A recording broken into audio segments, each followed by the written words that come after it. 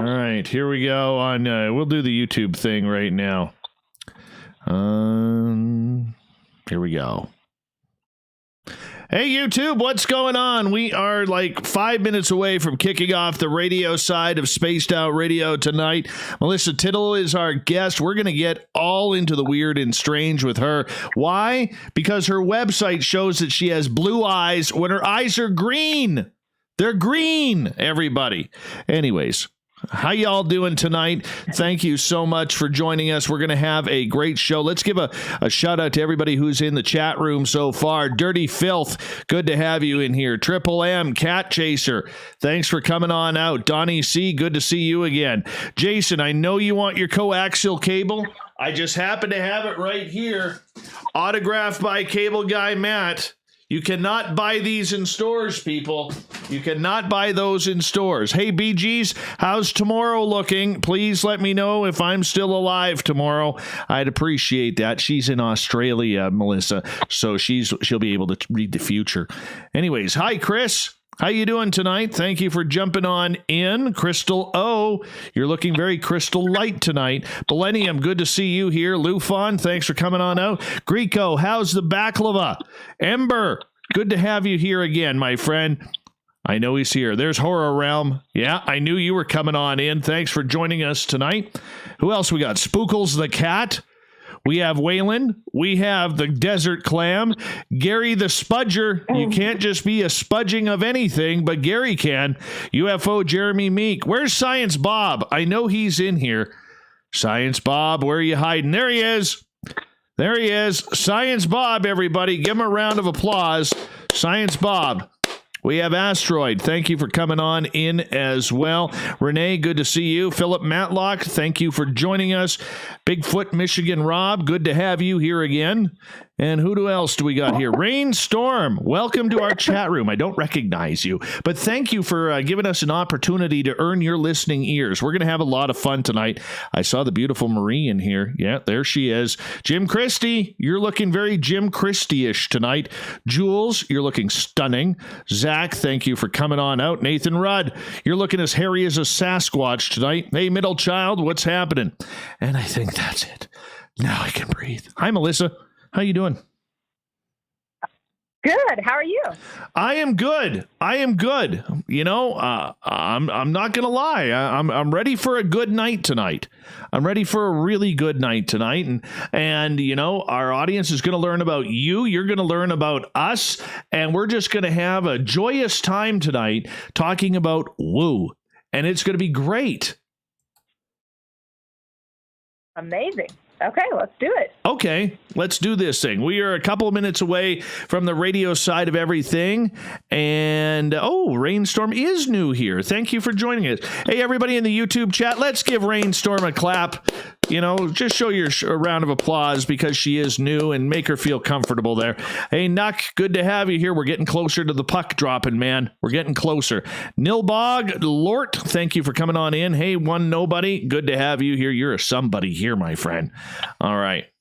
Melissa's probably like, who the hell are these people? And what the hell did I get myself into? All right. Pretty much. Yeah, good.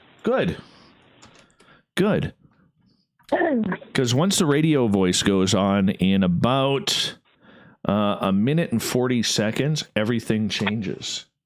Everything changes. And then Dave gets professional. And then you're going to be like, who is this guy? He doesn't sound like the weirdo I was hearing right off the top of the show. Hi, Bill WD40. Good to see you greasing up. Titus, good to have you back. Pleiadian Starseed, you look gorgeous tonight. Absolutely gorgeous. And, hey, Davey, thanks for coming on in. I want to remind everybody the super chat is open. Holy shit, we got like 50 people in here, and we haven't even started the show. That is awesome. Give us a thumbs up if you don't mind. We are 30 seconds away, and we got a great show for each and every one of you.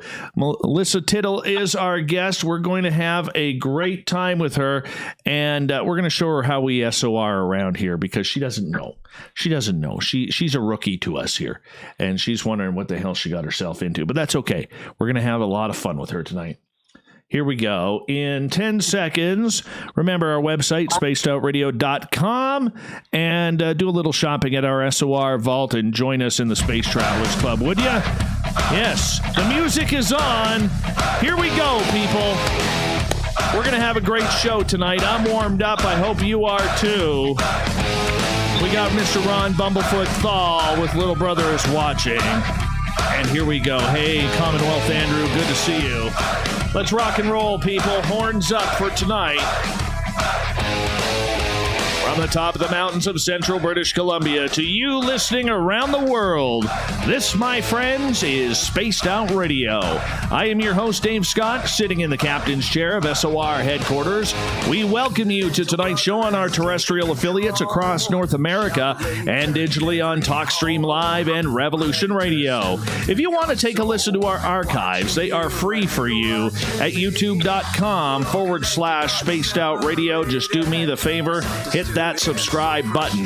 Follow us on Twitter at Spaced Out Radio for the show and my personal handle at Dave Scott SOR. Our website is spacedoutradio.com, where we have a plethora of features for you, including rocking out to Bumblefoot and reading up on Captain Shirk's SOR Newswire. Tonight's show is brought to you by Chive Charities. Help make the world 10% happier by visiting Chive Charities today. You can find them on our website. For more than a decade, Melissa Tittl has been developing and producing motion pictures and television. Her particular expertise is to create narrative stories around nonfiction subjects. Truth always can be stranger than fiction. Currently, Melissa is the director of original content for Gaia. Gaia is the Netflix of consciousness, with thousands of acquired titles and original content that pushes the boundaries on our current reality. Melissa has written, developed, and created new formats for this marketing growth. Gaia has gone from 100,000 subscribers when she started to over 500,000 currently. The company is now launched in 5 different languages and in over 80 countries. Her website, MelissaTittl.com. She also has a great podcast out that I want you to check out as well, called The Cosmic Cantina. It can be found on Spreaker as well. Melissa Tittl, welcome to Spaced Out Radio for the first time. How are you? Good. Thanks for having me. Oh, we're very excited to have you here, my friend, because it's very rare that we actually get true investigative journalists on here. And me being a journalist myself, I figured, we may have one or two things in common. So let's learn a little bit about you right now. How did you get into this whole weird and strange concept of learning about consciousness and UFOs? All together at the same time. Well, I started out, I've always been in TV. And so when I first started out, I did a show for History Channel called The Universe. I think you can still find it on Netflix. And it was a show that was specifically dealing with NASA. And it was talking with their NASA scientists about what was going on in space. It really wasn't about aliens, but for some reason that first show a long time ago set my course in space. No pun intended. And then I just fell into it. I just fell into aliens and UFOs and Bigfoot and all this weird stuff. It just opened this really crazy door. And then I worked on the first 5 seasons of Ancient Aliens. I wrote some of the shows, produced first 5 seasons. So that obviously opened a lot of Pandora's box for that. But in general, I'm just a really curious person. I just feel that the more open that you are to what could be, the more enjoyable life seems to get. I know sometimes UFOs and sometimes things that we can't see can get scary, but a lot of people live in a tiny box and they just have this parameter of how they see the world. And I think this space allows the answers to be infinite. And that's really exciting to me. Melissa Tittl is our guest tonight on Spaced Out Radio. Were you ever an experiencer? I have not seen an alien. No. I haven't seen an alien. I've seen ghosts. I have weird meditative experiences where I'm in contact with something, but I have not seen an alien or a UFO or any lights in the sky. I know it's crazy. It's crazy because I cover a lot of them, but I have personally it's never happened to me. Be honest. You feel a little ripped off by that. I know that they're real, so I don't feel like I need them to land in my front yard for that to be a reality. I also think that if you believe, and I'm not like at like a CE5 trying to contact them to come to me, but I do believe, I don't think they need to show themselves in that physical form that it makes sense to our human brains, like physically something appears and then lands, like some kind of vehicle. I think that I'm not looking for it, like, because I already feel that they exist. So maybe they don't need to show their ships to me. I don't know. That's how I feel. Would you want to? I mean, I wouldn't object. I think it'd be a cool experience. It is kind of life-altering. I will say that from personal experience. But, one of the things that when we get into this field, we always have that sense of adventure and that sense of wanting to know what else is out there. Has that always driven you about this subject, is the fact that we don't know what's going on? Yes, 100%. I mean, I think that we pretend to know what's going on all the time. I mean, and this isn't just about aliens. This is just about human existence on this planet. I think that humans need answers, right? They need a conclusion, and it makes everybody feel better to have some kind of answer. But the thing is, the answer is always changing. And in this field, you're always expanding your consciousness, your understanding of the universe, of the very reality that you exist in. And for a lot of people, that's scary. But for me, it's amazing. I love my job. Like, I couldn't imagine doing anything else. So what makes your job so interesting? How are you able to take this interest and this intrigue in these subjects and cut a career for yourself in it? It kind of cut its own career. I think Ancient Aliens really set it on the course. That was the first show. And I mean, they're on their 27th season or something. It's insane. But that was the first time that on mainstream television, somebody had attempted to tell a bigger story. And it's called Ancient Aliens, and people watch it and they're forgiving of what we're really trying to say. And what we're really trying to say is that, could it be possible, I'm going to use even the same words that they say in the show, could it be possible that every religion, every thought process is literally from the same source? And we get away with it because we just insert the word alien. Now, that doesn't mean that aliens aren't involved, because we haven't figured out what the source is of the same knowledge that everybody seems to have. They've just decided that it's all separate. And in that process, that show somehow got greenlit on mainstream television, where we're calling Jesus an alien.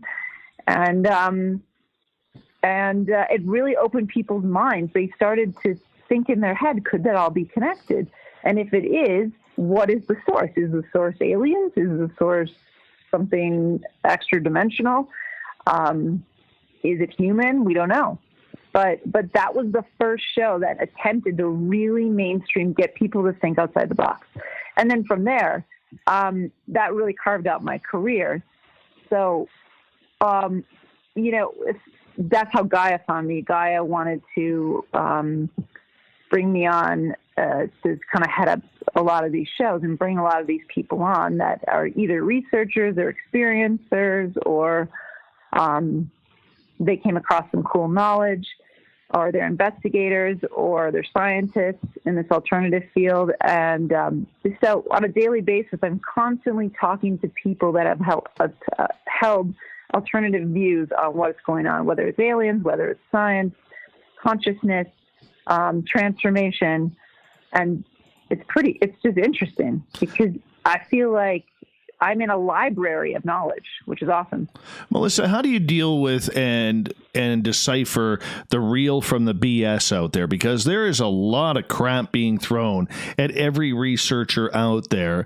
A lot of it is real, but the majority of it is just a bunch of tall tales and people trying to get their 15 minutes of fame.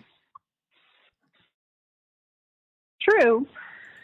But I think that in every story, everybody's experience, whether it's 80, 90% BS or 10% BS, I think that there is an element of truth in everything. Now, that doesn't mean that I'm an overly positive person and everybody is telling the truth.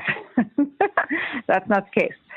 But I think that if you go into it trying to find who's not telling the truth, I mean, where are your bases? I mean, like, people do that all the time in this field, but there's no boundaries. There's no guardrails.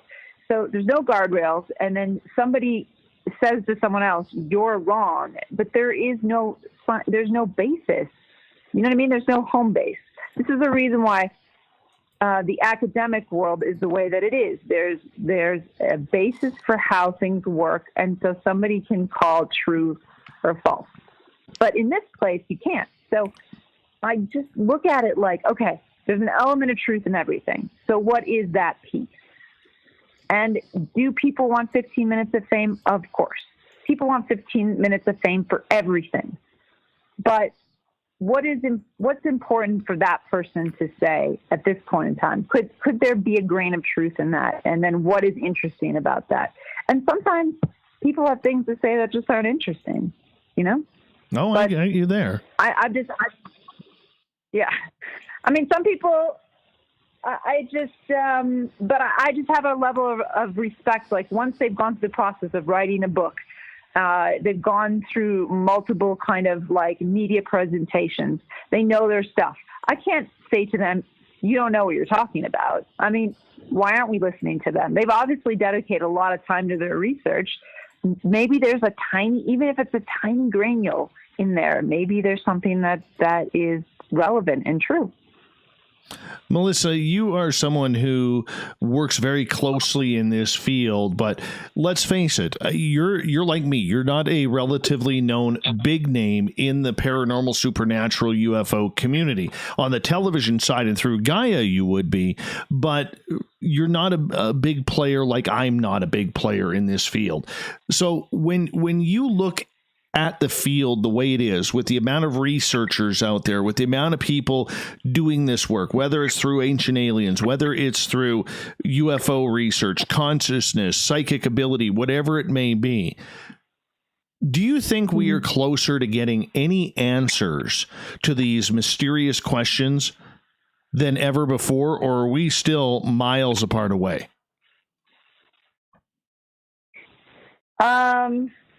Are we asking if there's going to be disclosure, or are we just saying, are we close to all the answers? Well, I mean, we could go down both roads. It's pretty simple. But I think it's just acceptance of what's in our reality. I don't think any of these things have not been in our reality. I think that people are accepting that they're in our reality. Like, if I would have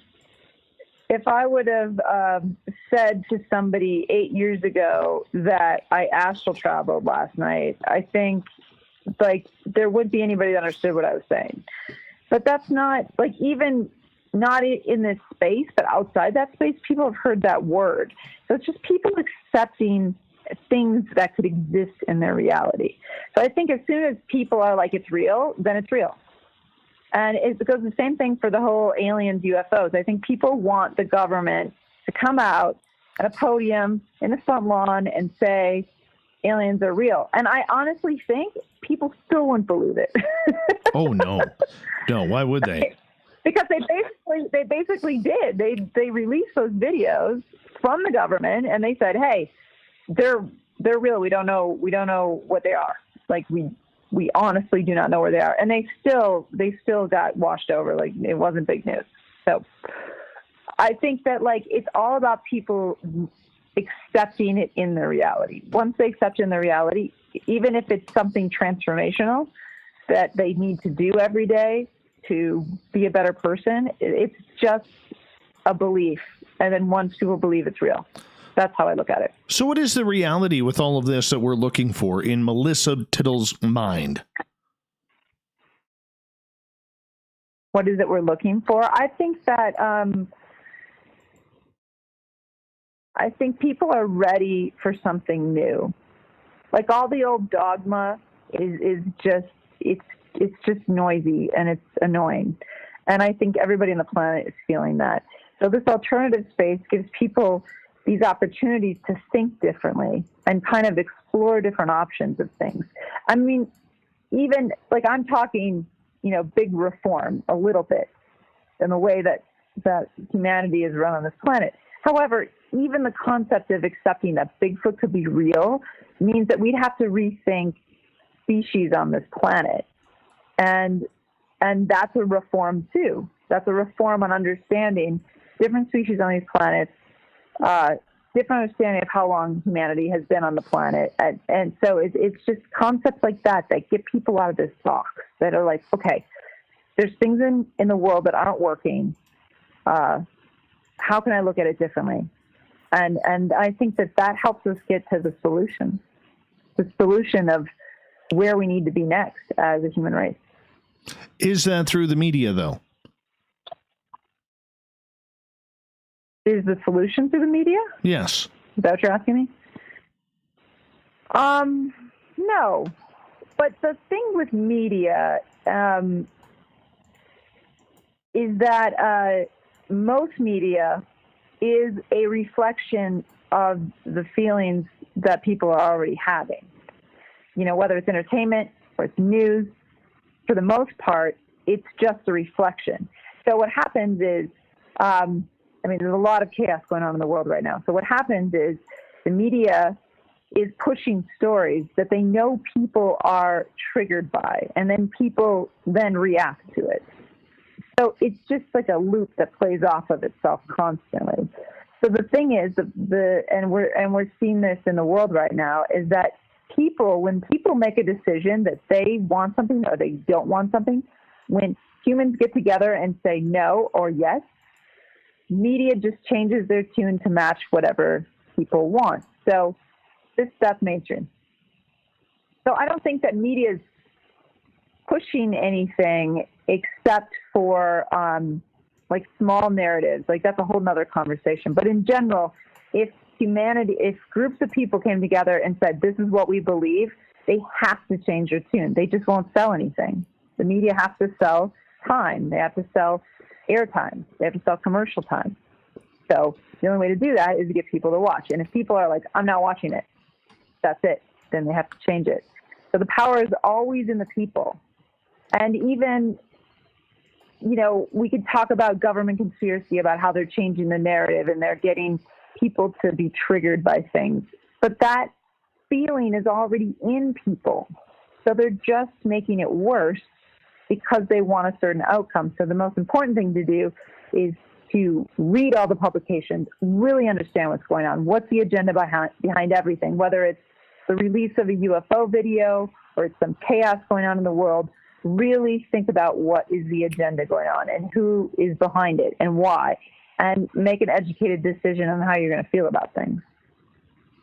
Melissa Tittl is our guest tonight on Spaced Out Radio. We have about 4.5 minutes before we have to go to break at the bottom of the hour. Melissa, we'll get more into the media in the next half hour because I'm very interested to get your ideas on how the field of ufology has been covered, both by the alternative and the mainstream.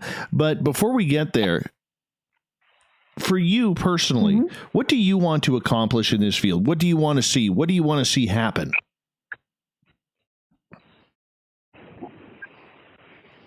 I want to see people being able to break out of that box.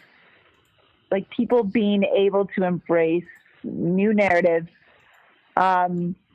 really understand what's in their own reality, what exists around them that they cannot see. Because I think that would take away the fear that people feel that don't understand what they can't see. And fear is a big thing on our planet. Right now it is. And if I could lessen it, that would be an accomplishment. That's the thing that we need to try and strive to. And it is about opening people up and coming together and sharing stories and being all part of, one concept. Is that even possible, though, in your mind?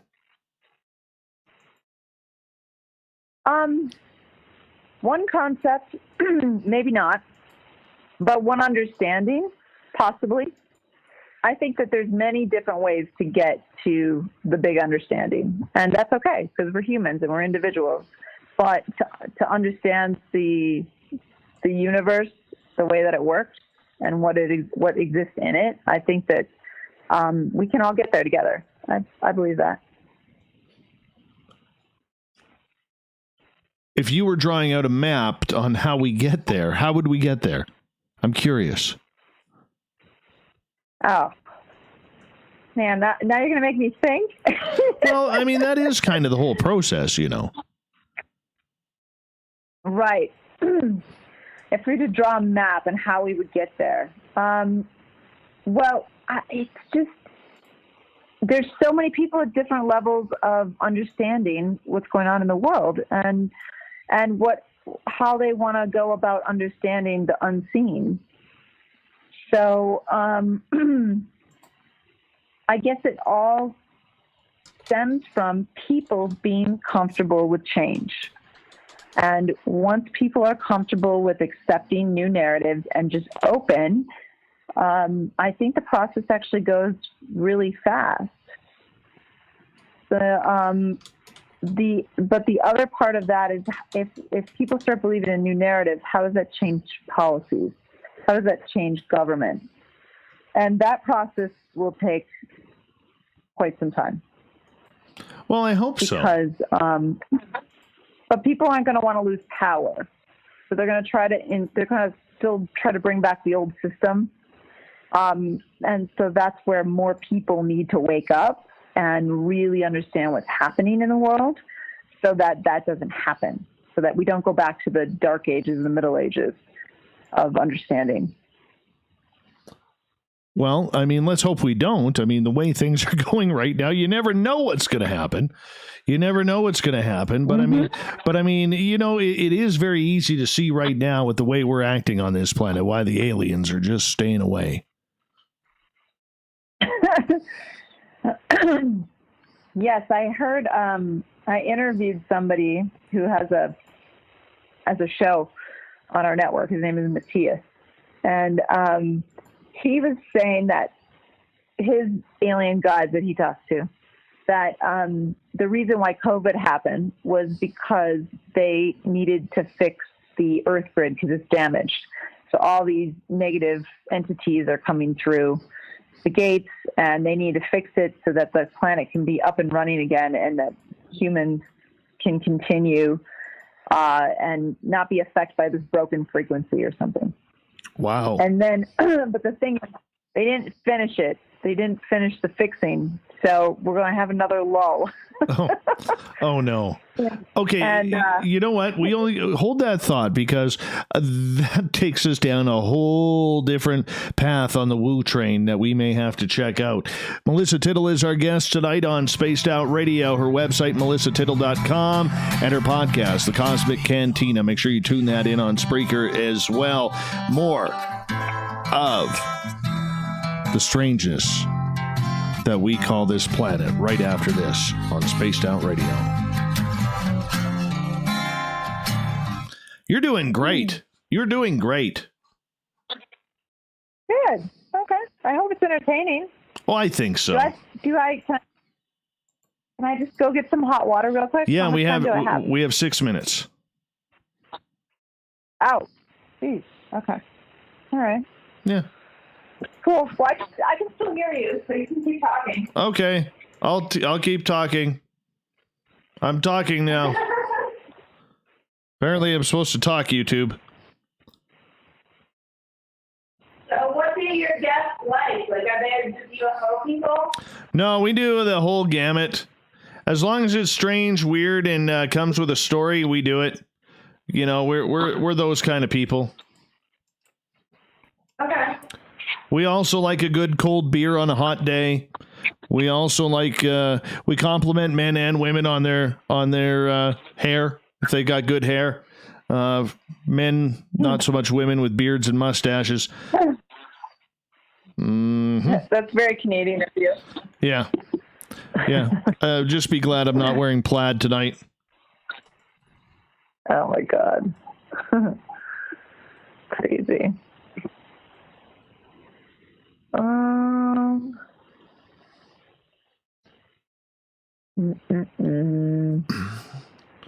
I shall join you in a little sip of water here.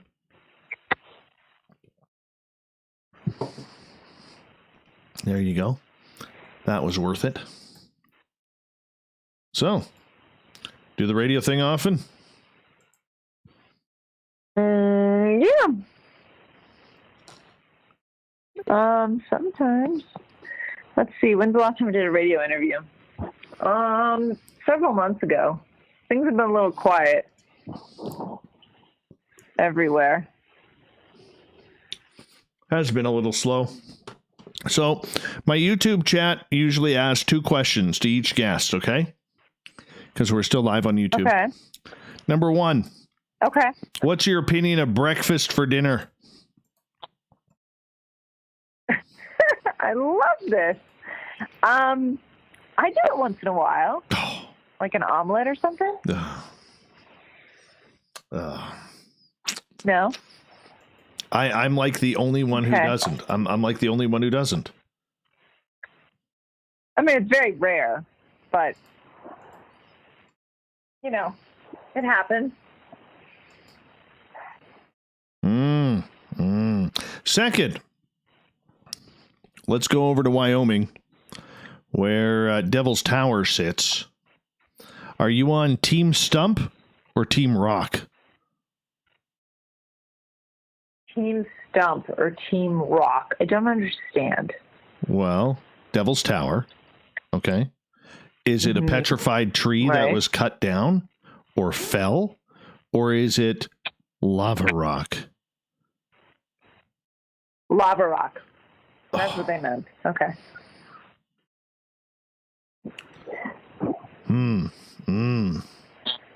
Okay. We got a live one here, YouTube. We got a live one here. No, I'm teasing. I'm on Team Stump. Oh, okay. Yeah.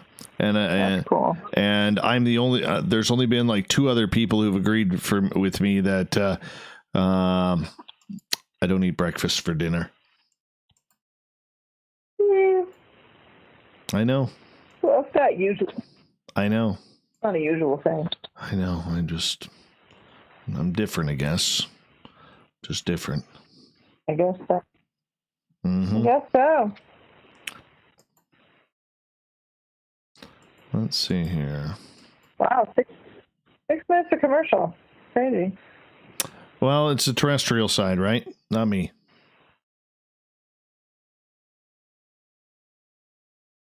Mm-hmm. I am going to shorten it down a little bit.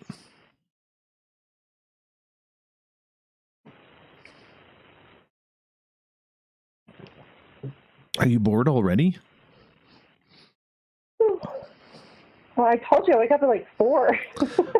Yeah, but you have all this energy from these go-go juices and yoga and, you know, meditation with your Swami and all this kind of stuff. I don't have a Swami. Look, I don't need a Swami. It just makes for a better story to the audience here, okay? Help me out. It makes me sound like I have to go to India to find myself, but I don't. There. Oh, fine.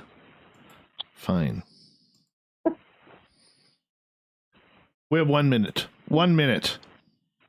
Nuck wants to know, who's your favorite hockey team?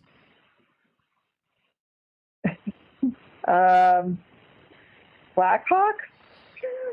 Well, at least it wasn't the Toronto Maple Leafs, so it's a win there. I haven't been to a hockey game in forever.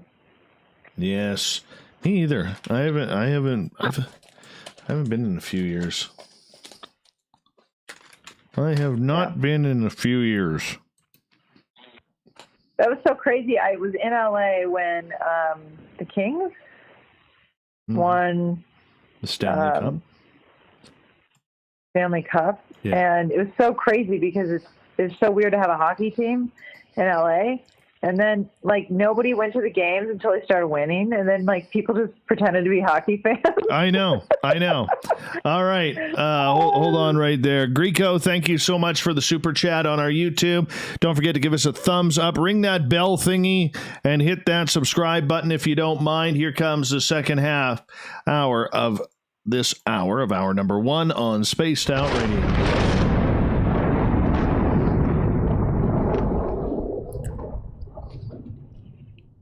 All right. Music's on.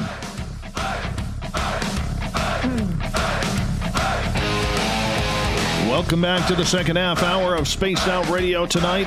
I am your host, Dave Scott, sitting in the captain's chair of SOR headquarters. Great to have each and every one of you with us. Thank you so much for tuning on in. We want to remind you that if you've missed portions of this show or others, you can check out our free archives by going to youtube.com/Spaced Out Radio. Just do me the favor, hit that subscribe button. Follow us on Twitter at Spaced Out Radio for the show, and my personal handle at Dave Scott SOR, and our website is spacedoutradio.com, where we have a plethora of features for you, including rocking out to Bumblefoot and reading up on Captain Shirk's SOR Newswire. Melissa Tittl is our guest tonight on Spaced Out Radio. She is one of the top people when it comes to Gaia. Yes, she is director of original content for Gaia. She also has this fantastic podcast called The Cosmic Cantina. And we welcome her back to tonight's show. Melissa, thank you for joining us. I'm back. Yeah, we're glad to have you here. Glad to have you here. Thank you for coming on in. Happy to be here. All right. You're somebody who has a media background, much like I do and many others out there. Not very many in the field of ufology, though. When you look at the way over the last couple of years the mainstream media has handled the UFO subject for now, what's your thoughts on it? Good, bad, indifferent, drop the ball? What's your thoughts? We're talking about mainstream media? Yeah, for now. Right? Yep. I think that they 100% dropped the ball. I also think that there's an agenda behind that. So I think that there is. It's like they drop information to see how it's received, and then they proceed on however they want to keep going with that. So I think it's just a lot of different messages. There's not one clear message. There's not one clear camp. And I think that's what really frustrates people. I think that that's what people want more than they want aliens to land on the White House lawn, which of course everybody wants because that would be fantastic. But they want there to be like a clear narrative, because it's like, are they real? Are they not real? And then, even with the Nimitz situation where the government came out and said, yeah, no, wait, they're real. We know that for the last year or so, we've been pretending like they're not real because we just let Tom DeLonge and his people kind of take the narrative. But then they came out and said that they're real. And then if you watch any of the mainstream media, like CNN, Fox, you go the whole gamut, not just one source, but all of them.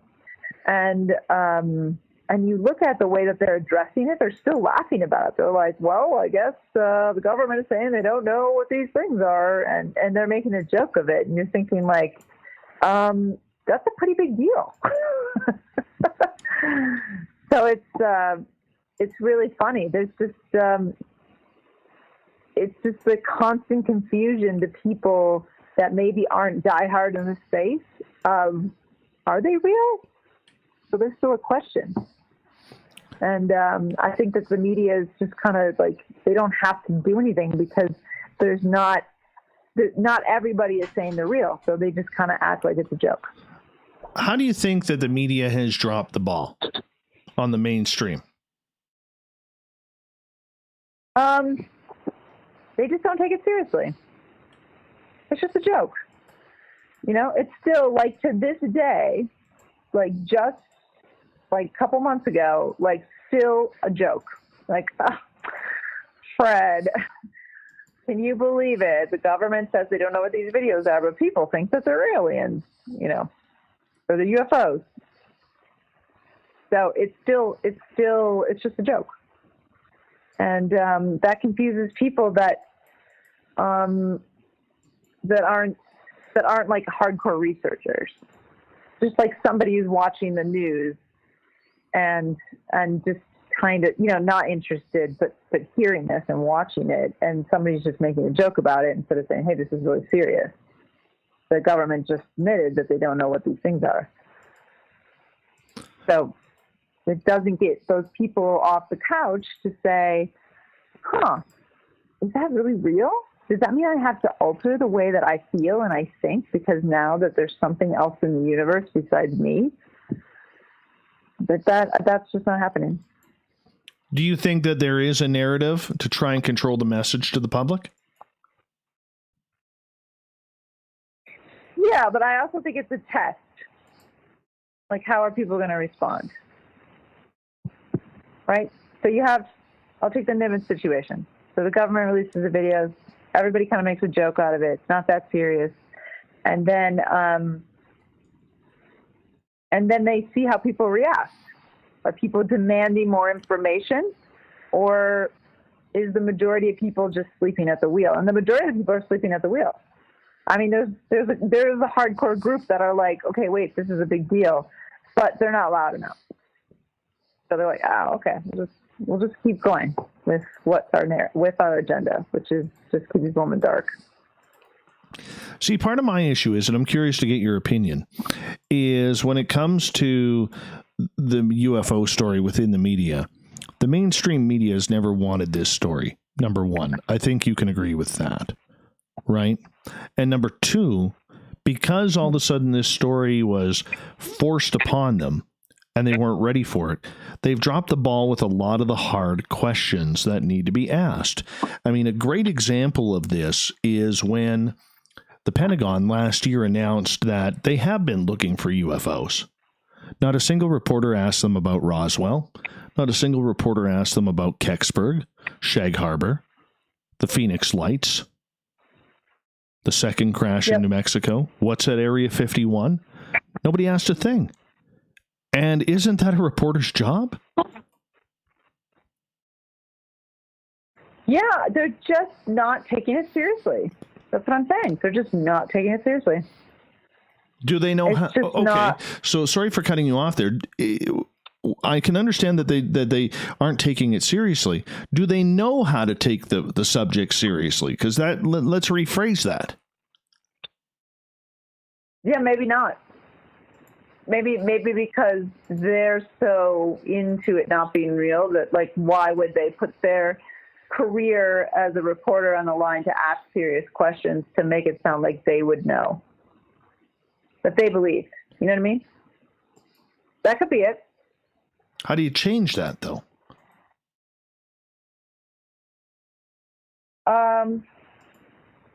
Make it so that it's not this weird thing where, like, weird people just are into UFOs and aliens. Like, really embrace it as something that's real. Without having, it's kind of saying, like, is God real?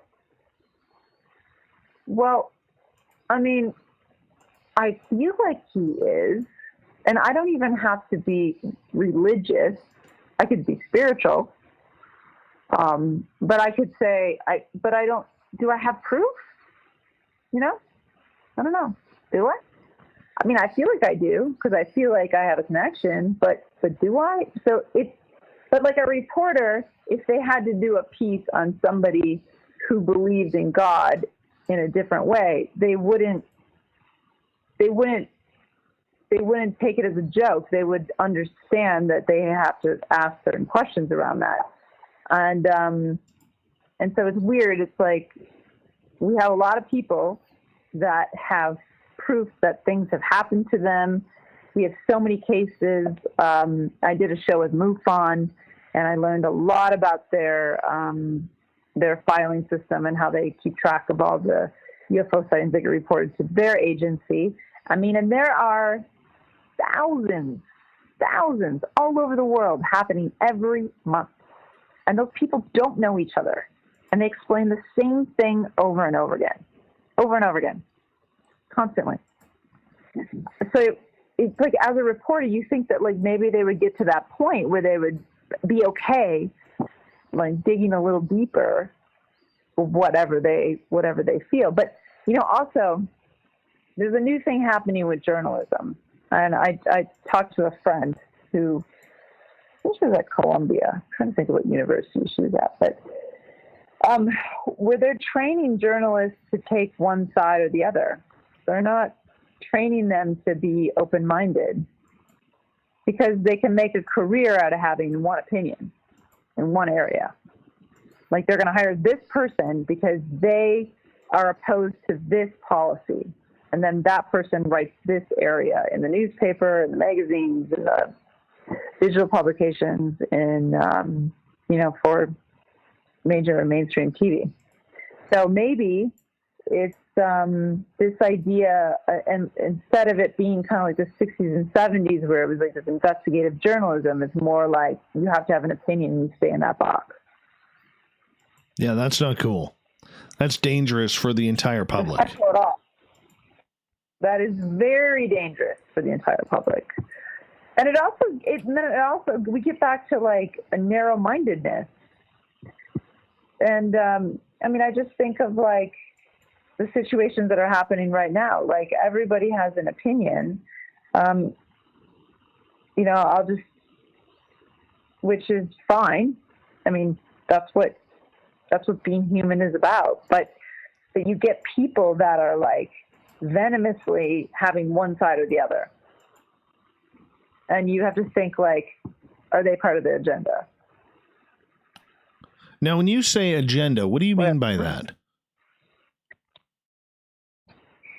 Well, I feel that the biggest agenda for people in power, I'm not just talking about America, I'm talking about all countries, the world. If you keep people in fear and you keep people separated, and you create a constant environment where people feel that they are different than others, you have control, because those people need you to be the mediator. They need you because they can't get along, right? But they create those situations, and so people get triggered, and they create separatism. Now, I'm not saying that everybody should like sing Kumbaya and hold hands and we're going to live peacefully in some commune and all that crap, right? That's not what I'm saying. What I am saying is that most of the time, the things that you're reading and you're seeing and you're experiencing are part of a trigger mechanism, so that you get triggered to feel a certain way and join a certain camp, and then there's you against them. And that is where the agenda is, to keep people under this power, this old structure, even when it seems like we're breaking it down. So you believe there is some sort of Illuminati type agenda going on right now that is trying to keep everybody on this planet down? Yeah, I do. And I think people are really, I think people are really saying, no, I'm not going back. I'm not going back to where it was. I don't care. And it's going to be messy. It's going to be chaotic. But I think as long as people stay open-minded, and the goal is that we really are united as human race, I think that we take the power back. It's very simple. it's not that like we get people to just change policies. We force them to see it the way that we as the human race want it. It's just like advertising and marketing. It's just like we talked about the mainstream. If they can't sell it to you, they can't make it. Right. So that's where, back to the individual. Okay, so getting back to the whole UFO subject here for a minute, if we focus on the way the mainstream has made this, what would be the purpose, in your opinion, of controlling this narrative? Well, the thing is, and we're assuming that they do because there's just so much anomalous data, right? And official data.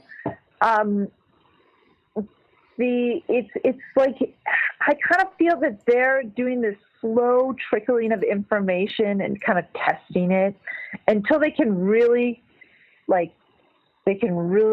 show us what they've been working on. Because if they've had alien technology since the Roswell crash, if they've been in contact with ETs, if they've been building a secret space program, they're going to need civilians to participate. So they're at some point they're going to have to be like, okay, we didn't want to tell you, but so we have this whole other thing going on, and we really want you to be part of it. And here's the aliens. But I feel like this is just this kind of slow, just kind of testing the waters to see where everybody's at and how they're absorbing it. I mean, we have so many aliens in sci-fi movies. We have so many sci-fi movies of people living in space and war in space and different alien groups that it's like if and when it happens, I think people are going to be like, oh, okay, I kind of understand that because they've watched so much of this crap on TV. Yeah, kind of getting them ready sense. For this. Do you think then that there is a tie between Hollywood and the alien movies that they create comparatively to what the government is trying to hide from the public in regards to this subject? Yeah, I definitely think so. But we did a podcast on this. A lot. I'm just talking from experience. When you really get into a project, and either someone tells you, do you need to write something and make something or produce something or direct something, or you get the inspiration, you have an idea, and you're like, I'm going to make this, I'm going to present it. This is a good show. When you get into that space as a creative person in Hollywood and working for the Hollywood system, there's something that happens to you. It's as if something starts influencing you. And it's not because the government called you up and be like, I really need you to make the aliens look this way. Like, that's not what happens. But something starts writing it for you. And you have to ask yourself, where is that coming from? And that happens to me all the time. And I can't tell you, like, there's an alien that showed up in my room and they gave me all the information for this sci-fi movie or something. No, that's not what happened. But it is a divine inspiration that comes through. And I think that's what has been happening in the last 10 years in Hollywood, is that there's just this inspiration for this kind of like exploration of sci-fi and understanding and aliens. And are they good? Are they bad? Should we be afraid? Should we embrace them? You know, is it the lovable ET, or is it the, aliens coming to destroy us type of thing? But, that leads to another question, though. I mean, right now, whether it's through Hollywood, whether it's through Tom DeLonge or whomever, we keep hearing this word threat, and it's a real negative ET agenda. I mean, when's the last time we saw anything good with ETs on the television or movie screen? And then we hear, all these television shows going into, we got to take this as a threat. They're coming down to get us. We don't know what they're talking about. We don't know what they're doing or what have you. I mean, it's just absolutely ridiculous. And yet I'm pretty sure it doesn't take a rocket scientist like Science Bob to literally understand the fact that they haven't taken us over yet. They've allegedly been here for thousands of years, and they haven't, enslaved us. They haven't taken over the planet. They haven't used us as food. They haven't, destroyed or maimed mankind or humankind or whatever word you want to use for that. And you'd think that if they have the technology to travel light years or hundreds of thousands of light years away to get here to little old Earth, you might think that they may have the technology to pretty much wipe us out. To me, that's just logical. That is true. And if you look at Stephen Greer's work, he's got several documentaries on Netflix. He really talks about the fear machine, and he runs CE5, which is getting in contact with aliens, and he explains how it's positive. It's a positive feeling, and people feel positive when they're in these CE5. Now, I think that the fear propaganda is because they want to continue building their war machine in space. And that would make sense if they're going to disclose that to us at some point, why we would need to have one there if we're pushing that we need to be afraid of something. So that would make sense. But and the whole thing with Stephen Greer and his research about how, like you said, they haven't come down, they haven't eaten us, they haven't bothered us. Like, why are we worried? Why are we being that way? I think that's a good approach too. Like, why are we so worried? However, I can't get comfortable with the fact that we shouldn't, number one, we shouldn't be worried at all, and two, we should be fearful. I think I should somewhere in the middle, because there's a lot of reports from people that aren't good, where they get experimented on and stuff. I'm not gonna outrule this that they're all fake. I think some of those could be real, but I don't want to be afraid of something, yet I want to be cautious. But I think that whole thing of they're coming here to hurt us is just part of building the war machine in space. And that's the big question. Yes, the United States has created a Space Force. But I think officially, Space Force was created in the 80s or something. There was legitimately, they just rebranded the name, but there was legitimately a Space Command created in the Air Force in the 80s in the United States. Now it's rebranded as Space Force. And I think it was in May, they launched a trailer, a recruitment video to join Space Force. Just like you would see for the Marines or the Air Force or any other branch of the military, the few, the proud, the brave. But this one was legitimately in space colonies, and they're and the tagline is, maybe your mission on this planet isn't on this planet. And this is legitimate. They're recruiting people to be in part of Space Force. So, how does that not feed into the agenda that we need to have a military presence in space? For what? So they're building that agenda. Just keep the aliens away, my friend. Keep the aliens away. Melissa, I'm going to get you to hold on right there. We are going to go to break at the top of the hour. Melissa Tittl is our guest tonight on Spaced Out Radio. We're going to continue on wherever the show goes. We're going to ask your questions in hour number 2. So if you're one of our chat rooms or on Twitter, please put your questions in capital letters. That way I can find them easily to ask her. Melissa Tittl's website for her podcast, thecosmiccantina.com. Make sure you check that on out. More Spaced Out Radio in hour 2 coming up. That was a fast hour. Fast hour. Yeah. Woo! Told you it'd be fast. You didn't want to believe me. But it's fast. All right. I'm just, you take a break. I'm just going to run my dogs outside quickly, and I'll be right back, okay? Okay. All right. I'll be right back in 2-3 minutes. Product out to our SOR You just hit nice. All right, sounds good. For a price guide Be nice to her, and more YouTube. information, please contact us at sales@spacedoutradio.com. Are you intrigued Intrigued by Paranormal Talk Radio? You'll love the new Paranormal Radio app from TalkStream Live. You'll find a great selection of talk shows covering UFOs, ghosts, strange phenomena, and much more. Download the Paranormal Radio app now and start listening to the very best in paranormal talk entertainment, including the network you're listening to right now, the Paranormal Radio app. Free in Google Play and the iOS App Store. For the price of 1 cup of coffee a month, you can become an SOR Space Traveler. The Space Travelers Club is a place where you can interact with other listeners, either live during the show or on our great forum. We want your stories, pictures, comments, and ideas. You'll get live video streams, exclusive content, and be a part of our newsletter. Stay in touch with everything SOR. The Space Travelers Club is just $5 a month at spacedoutradio.com.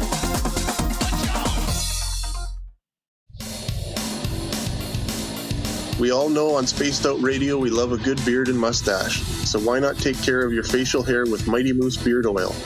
Made in Canada, we're taking care of beards and stashes around the world. We use 100% natural ingredients with our oils and balms to make your whiskers feel silky smooth. Use promo code SOR2019 at MightyMooseBeard.com today.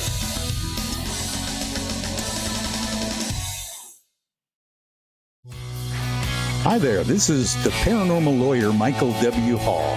I'd like to invite you to listen in each Sunday night where we're going to open up your eyes to everything strange and paranormal. I will be hosting some great guests with topics that affect us all, such as UFOs, ghosts, and everything paranormal. Let's learn together on Spaced Out Radio Sunday with myself, Michael W. Hall, the paranormal lawyer at spacedoutradio.com. Are you an experiencer of something strange that can't be explained? Do you want help finding out what's going on? I'm Ryan Stacy, head of the Experiencer Support Association, otherwise known as TESSA. We've teamed up with Spaced Out Radio to investigate cases filled out in the SOR Sightlines report. We are independent and there's no cost to what we do. All we need is your experience. Let's find out what's happening together on the SOR Sightlines report. I'm feeling a little spicy tonight. What to do? What to do? Why not get Bumblefuck? 4 million Scoville units of pure hard rock. Bumblefoot hot sauces come in 3 flavors. The burning Bumble. Tone it down a bit with Bumblicious and throw the sauce on everything. Spice it up. Bumble me, baby. Bumblefoot hot sauce. Get it today at kajans.com. Hello, space travelers. It's me again, Carl. Don't forget to join the Space Travelers Club for just $5 a month and follow Spaced Out Radio on Twitter at Spaced Out Radio. Our Instagram, Dave Scott SOR. Our Facebook page is Spaced Out Radio Show. Our archives are free at youtube.com/Spaced Out Radio. Come woo it up with Spaced Out Radio today. Bye.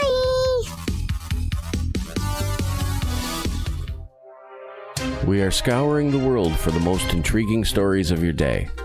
Take the time to read up on the SOR Newswire, where our team, led by Captain Shirk, will deliver to you some of the best paranormal and supernatural news, along with some stories that will blow your mind from the weird to the wacky. It's the news outside the news that piques interest, and that's what we're looking to deliver to you. The SOR Newswire, only at spacedoutradio.com.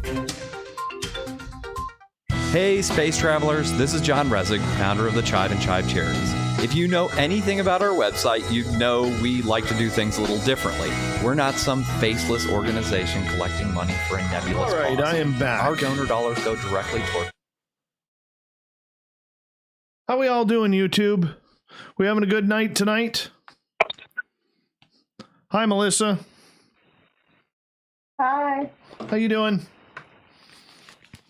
I'm good. You having fun yet? Yep. So black. Next time we have you on, it will have to be a Friday night.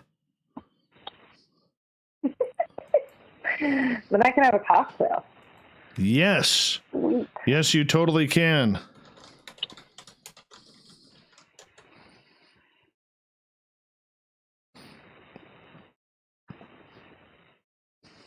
We've got about 2 minutes. Okay. Yeah. So where is Gaia? Is it in Denver? It's outside Boulder, Colorado. Yep. Well, that's kind of cool. Yeah. I've never been to Colorado. I would like to go. Yeah, pretty. I don't really like living in the snow. I love the summer. It's beautiful. Do you got a lot of mosquitoes there? Yeah, it's pretty dry, deserty here. It's really dry. Really dry. How much snow? And high elevation. How much snow do you get? Down here, I don't really know, but I know that like it'll dump snow and it'll melt really fast because we get a lot of sun. Right. Right. It's probably not like Canada or like where I'm from, Wisconsin, where it's just like gray and gross for like 6 months straight. Yeah, what's that like? It's terrible. I know. But here it's pretty sunny out. It's pretty sunny up here during the winter. There's nothing better for me. Oh, that's cool. Yeah. When it's like about minus 10 Celsius, so that's probably like minus, or no, what would that be for you? 32, probably around like 10, 15 degrees Fahrenheit, and going out on the lake and going to play some, just go for a skate. Oh, it's beautiful. It's beautiful. All right, here comes hour number 2, everyone. Stay tuned. Here comes some music. Music is on. You're listening to Spaced Out Radio with Dave Scott. Follow Dave on Twitter at Spaced Out Radio and on Facebook, Spaced Out Radio Show. Hour number 2 of Spaced Out Radio is underway tonight. I am your host, Dave Scott. Thank you so much for tuning us on in tonight. We are proud to broadcast to you live, especially on our terrestrial affiliates across North America and on the digital side on TalkStream Live and Revolution Radio. If you want to check out our archives, they are free for you at youtube.com/Spaced Out Radio. Just do me the favor, hit that subscribe button. The Desert Clam is set the password for tonight in the SOR Space Travelers Club. Auditorium.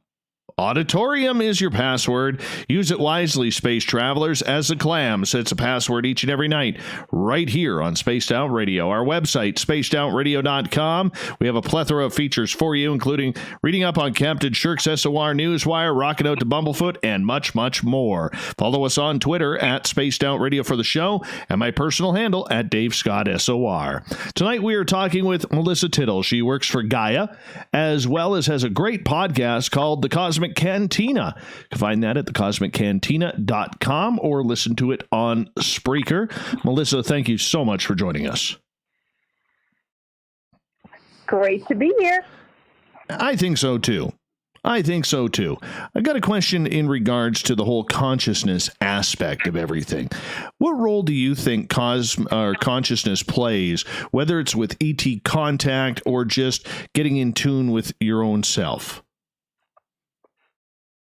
Oh, such a big part of it. Because again, we just go back to how open are you to understanding your reality? And that has to do with evolving and the expansion of consciousness, just individually, and then of course as a whole, as a society, as a human race, that kind of thing. And that allows different concepts of understanding what exists around you, in you, above you. For people who may not understand what consciousness is all about or how it is a part of our everyday lives, what is your definition of it and how does it work? How does consciousness work? Consciousness is an awareness of what is happening to you and around you at all times. So there is an understanding that there is a mass consciousness. It's kind of like, if you think about like a huge grid system and we're all connected to it. And we have access to how other people feel and what's happening over here versus over here. We're all part of that. We upload our consciousness into it. And that mass consciousness, we're all connected, and it changes and it evolves, right? So as much as you are contributing to the consciousness grid, the consciousness grid is contributing to you. So kind of like what you put out there comes back to you.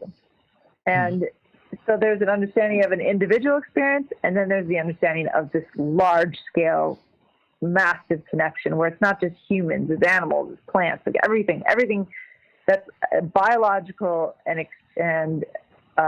in this grid communicates with the system.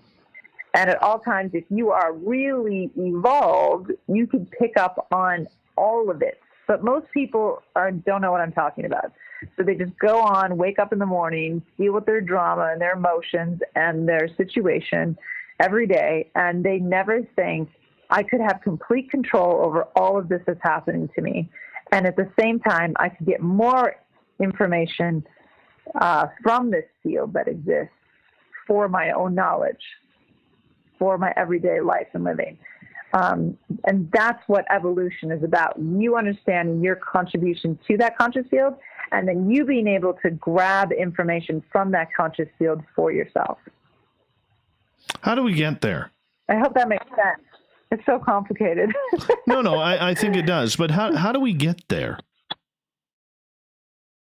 Get to where people really understand about the field of energy that surrounds them, and which is in themselves. Is that what you mean? Yes. How do we get there? Again, it's just like being open. Like they're just sick of it. They don't want to be depressed anymore. They don't want to have to feel trapped. They don't want to be fearful. Enough is enough. That kind of thing. You know how? Okay, so it all begins with you individually, as a being that is conscious. How it's just, and I see this is actually happening now. There's a lot of mental health awareness type stuff coming up. This is important because there's a lot of people that don't have access or don't think outside the box to really starting to understand how their body works and how their body works with the field. But with mental health awareness, that's a good start. It's a good start for people to really start to hone and wait, hold on, I can control this. It's happening to me. It's not just happening to me. I'm contributing to it happening to me. That's a first step. That's a really good step. And just think it like just massively, like over human race existence. This is something that's becoming a red flag that we need to address. Well, that's very cool. That's very cool. Yeah. So I think that's happening. I think that's happening. But slowly. Okay, so for those of us out there, myself included, who have no time, no intention, no understanding of how to get to our own personal internal consciousness and to tap into it and use our own, functions and resources to get there, how do we do it?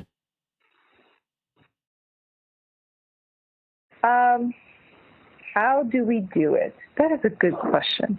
Well, maybe not how we do it. How do you get there?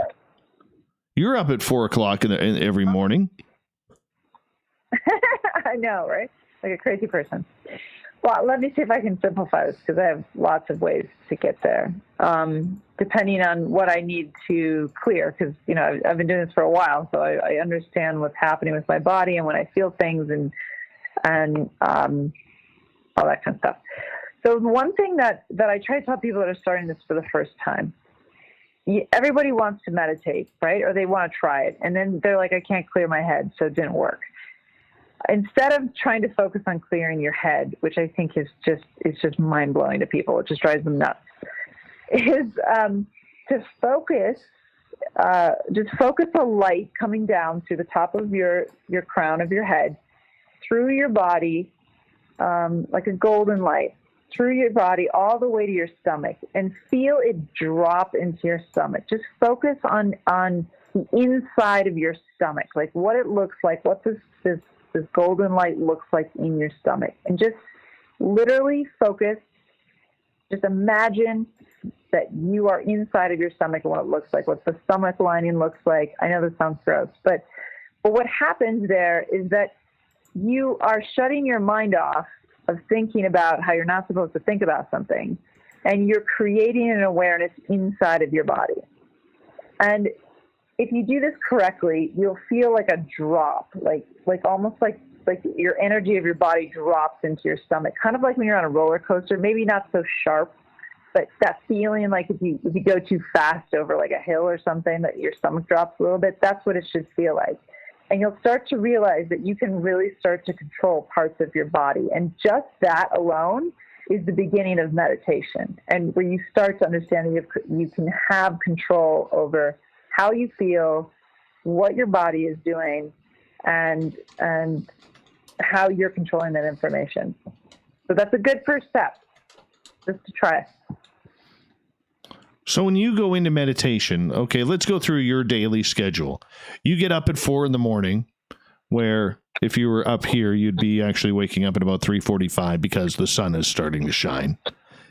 And you get up at 4 o'clock in the morning. What do? How do you start your day in order to get yourself and your own consciousness in tune for the day ahead?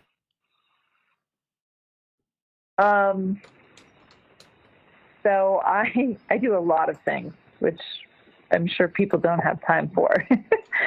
But so I have like a meditation room, and I like to kind of change the frequency of the room with incense, which I know is like super hippie. But there's a reason why ancients always use incense, because the herbs change the frequency of your space. It changes, not because it smells nice, but it literally changes the energy of the place. So I light some incense, and I do a bunch of kind of clearing exercises to get old energies and thought processes outside of my body. And then I focus on each chakra, bringing energy into each chakra of my body. And then a series of breathing exercises. And then after that, 20 minutes of just visualization. So this is what I want to accomplish today. This is what I want to manifest. This is what I want to feel. This is how I want to feel. Not so much just visuals like, oh, I really want like a red Corvette. Like none of that. Just visualizing and feeling how I want to feel on a daily basis.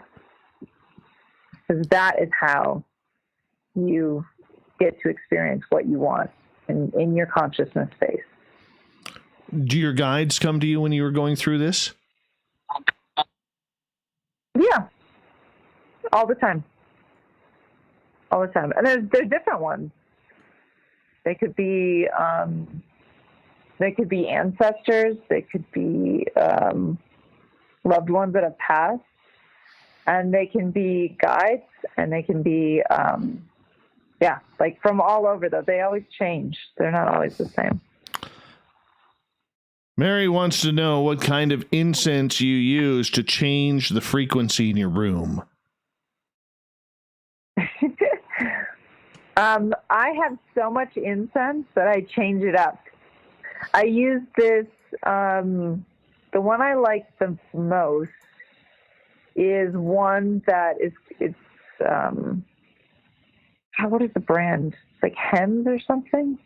Anyway, they have one incense for the sun, one for star systems, one for the planet Earth, one for the universe. So I just kind of switch it up. You know, every other day I put those different incense. All right. I don't use one particular incense every day. I kind of change it up.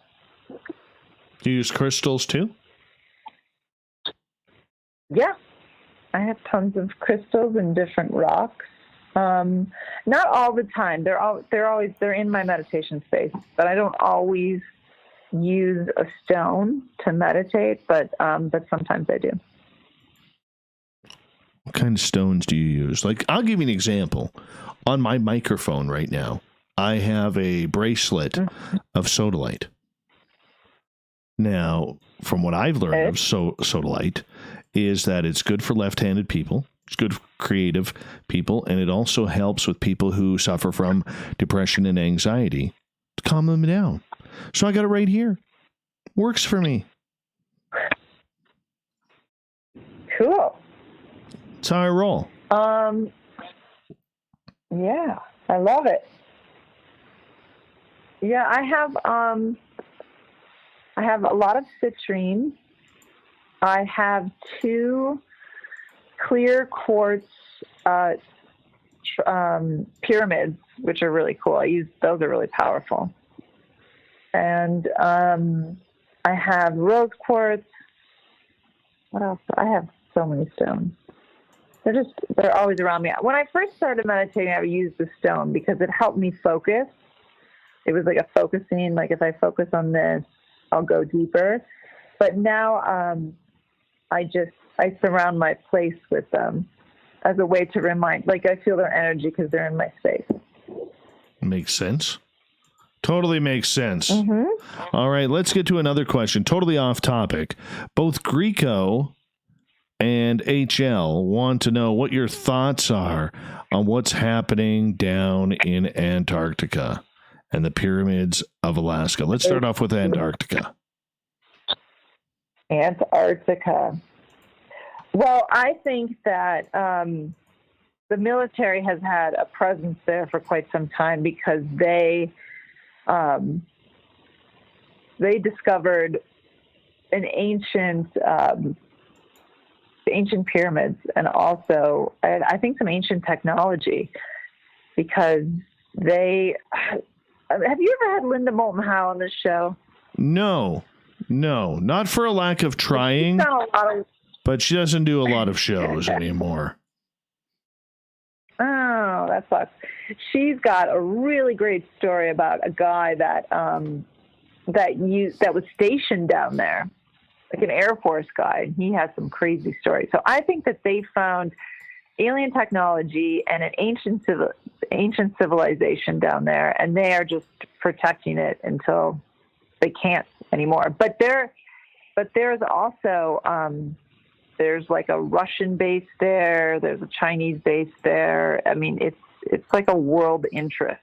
So I haven't, like, everybody says that they have, like, they know exactly what it is, but it's hard to pinpoint. There's a really, I can't remember. There's a really weird, if you Google Antarctica and you try to find any structures, there is a weird, like temple, like the Temple of the Sun or something in the middle of Antarctica. And you're like, that can't be a building there. Like, there's no way that there would be any structure there. And you try to zoom in, and it looks like it might be that one picture they show online where it's the tip of a pyramid. But it's very strange that on Google Maps it says Temple of the Sun, and there's just nothing there. Like, what temple are they talking about? Like, I mean, it's just strange to me. I would love to do an expedition to Antarctica and figure out what's going on there. I just think that that's like the Wild West right now, and possibly discover whatever ancient civilization they might have discovered down there. And it might be a piece of Atlantis. This might be the missing piece of the remnants of Atlantis, like, to really prove that theory. Why keep it secret, though? What's the big secret hidden agenda, in your opinion? I think that they found some technology. Also, if they really found some kind of alien technology attached to some ancient structures, that means that we would have to rewrite history. And then we're back to, okay, are we ready for that as a human race? Are we ready to be like, yeah, so there's some alien technology here that obviously is from some ancient civilization on the planet? I mean, that's like a double whammy. Not only are aliens real, but now they're tied to possibly our ancient existence on this planet. I mean, that's a theory in this this fringe space, this alternative thinking space, because I write all of those shows too. But for the mainstream person, that is like, you're telling me everything that I believe right now is wrong. Like that's like a double whammy. And I think that's why it's a secret. From one cold area to another, let's go up to Alaska, where there's alleged pyramids up there as well. Mm-hmm. Yeah, there's one. It's under the ice, right? Am I correct by saying this? It's another one where there's. It's the same situation as Antarctica. But nobody has really any information, only that they feel like it exists. It would make sense, though. I mean, they're finding so much stuff in Siberia right now. They found, and you have that land bridge there, but I feel that whatever that culture was, because the ice is sort of melting up there, whatever culture was up in Siberia probably filtered over into Alaska. They found, I think it was just last year, they found a 13,000-year-old totem pole with the face of a demon on it. It's made out of wood, so they can carbon date it. 13,000 years old. Somebody was sophisticated enough to create this demon totem pole with all these symbols on it. And these are the things that they're finding in Siberia as things kind of unravel, right? The ice melts and they can dig deeper. And so it might be that it could be remnants of that ancient culture crossed over into Alaska. Yet in that area where these pyramids are allegedly in Alaska, it's also in the Alaskan Triangle where a lot of people seem to go missing. I mean, have you ever delved into all these missing people and just out of curiosity, because I think we all have a theory. What's your theory on where they're going?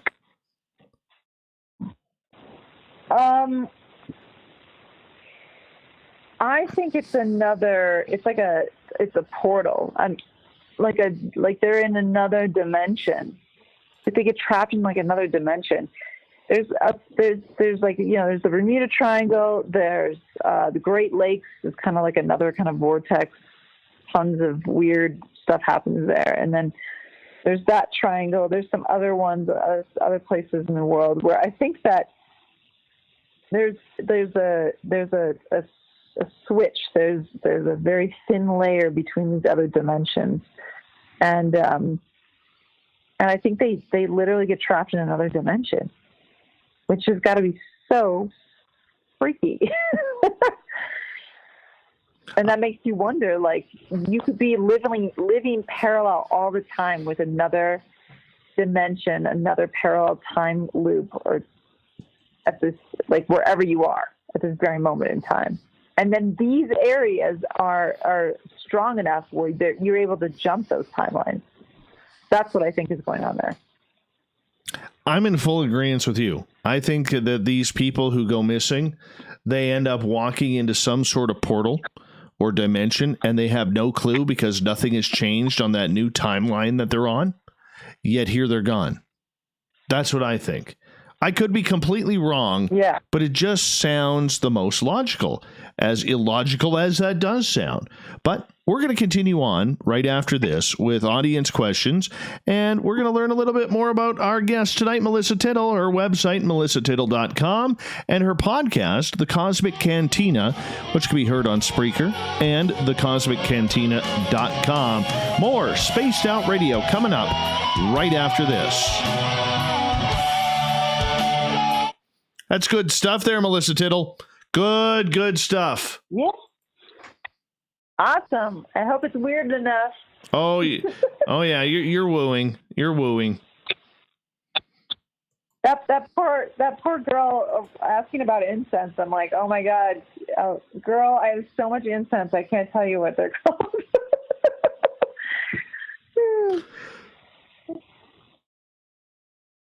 I like a good incense. I got to add some incense in here. Jasmine? No. I'm more of a vanilla kind of guy, believe it or not. I like the smell of vanilla. Oh, yeah. No, mine are like frankincense and sandalwood and Palo Santo. I like that one too. now Palo Santo's for getting rid of negative entities. I don't burn that unless I have to. Yes. Well, as a couple of astral travelers have said when they've traveled over to my house, that my house is like a Kmart blue light special for the strange and weird.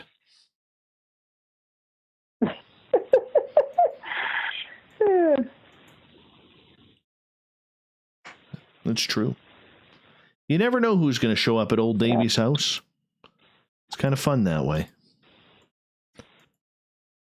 People, like, literally, when people come and astral travel at your house? Yeah. It's easy to tell. Because then... But how do you know who they are? You feel it. Huh.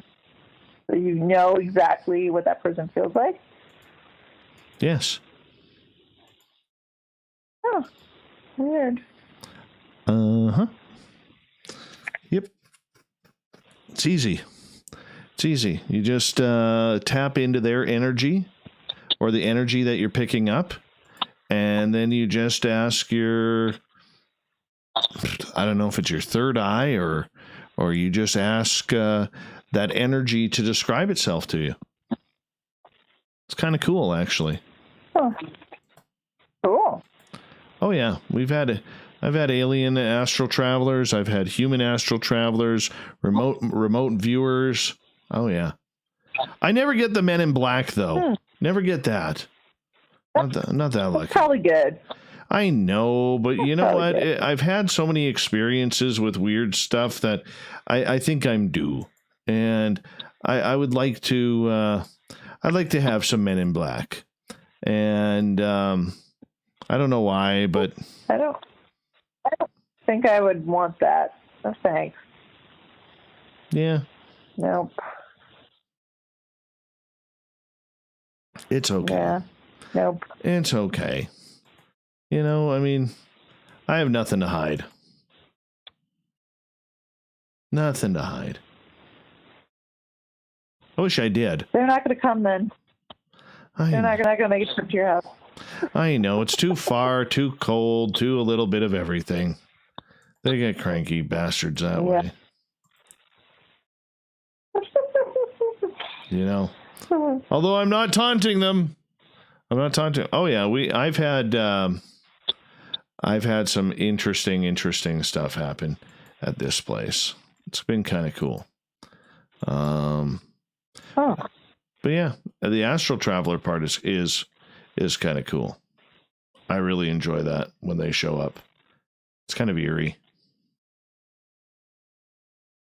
But cool. I can only detect a couple people's energies, but I know who they are. And then the other ones I don't. I don't like not knowing who they are, so I just get rid of them. It's different than ghosts. It's how can you put it? Like, to me, when I'm dealing with ghosts, it's very much it almost feels like heavy on the shoulders, if that makes sense. Like very heavy type energy. And when you're dealing with, you know, whether it's ETs or remote viewers or astral travelers, it's much different. It's a much higher energy and frequency and everything that goes along with that. And so that's how I know the difference. I don't get a lot of ghost stuff. I don't get a lot of ghost stuff around here. I used to. I don't care for it. Kind of, I'll be honest with you. I think it's fucking boring. Pardon my language. But it's like, ooh, ghosts. But the rest of the stuff, it's really cool. It really is cool. Science Bob and I, a few weeks ago, we actually had a remote viewer tuning into our conversation, which was really cool. Yeah, and he was You don't feel like violated? I'm sorry? You don't feel violated that your space is being taken up by people who didn't knock on your door? Oh, why? What really fucks them up is when you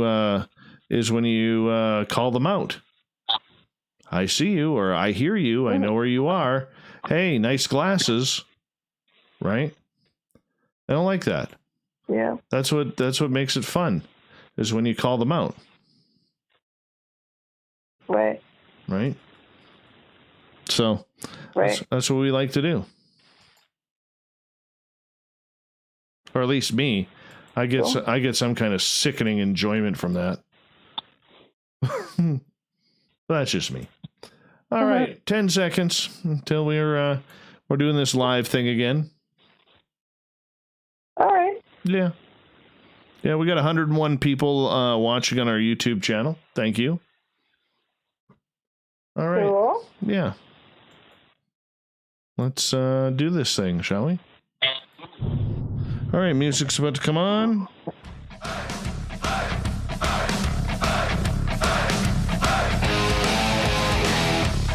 We passed the halfway point of Spaced Out Radio tonight. I am your host, Dave Scott, sitting in the captain's chair of SOR headquarters. Thank you so much for joining us.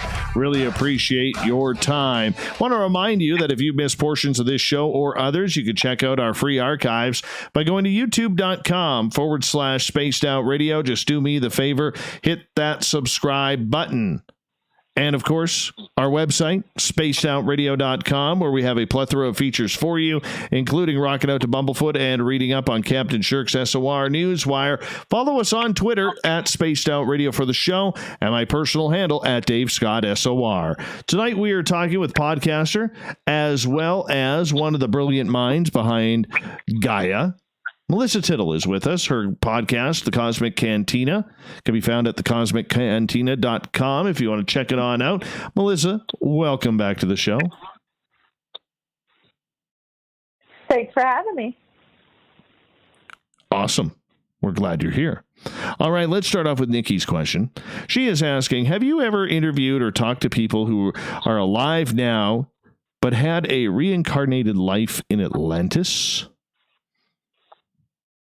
Oh, so many of them have had reincarnated lives in Atlantis. I feel like most people I interview have had lives in Atlantis, for sure. Yes, that is a yes. So what's that like? And why is everybody always from Atlantis? You never hear about somebody who is a slave, during the times of Constantinople. There's always somebody famous. Well, I mean, just because they remember their life in Atlantis doesn't mean that they were kings and queens. I mean, everybody likes that story much better. But I think Atlantis. I mean, if you believe in the theory that your soul is energy, which that is scientifically true. Your soul is energy, and then when you die, it's hard for energy to really die, so it has to go somewhere. So that we get into this kind of recycling of the energy of your soul, and then we get into the understanding of reincarnation, and then that's a whole other ball of wax.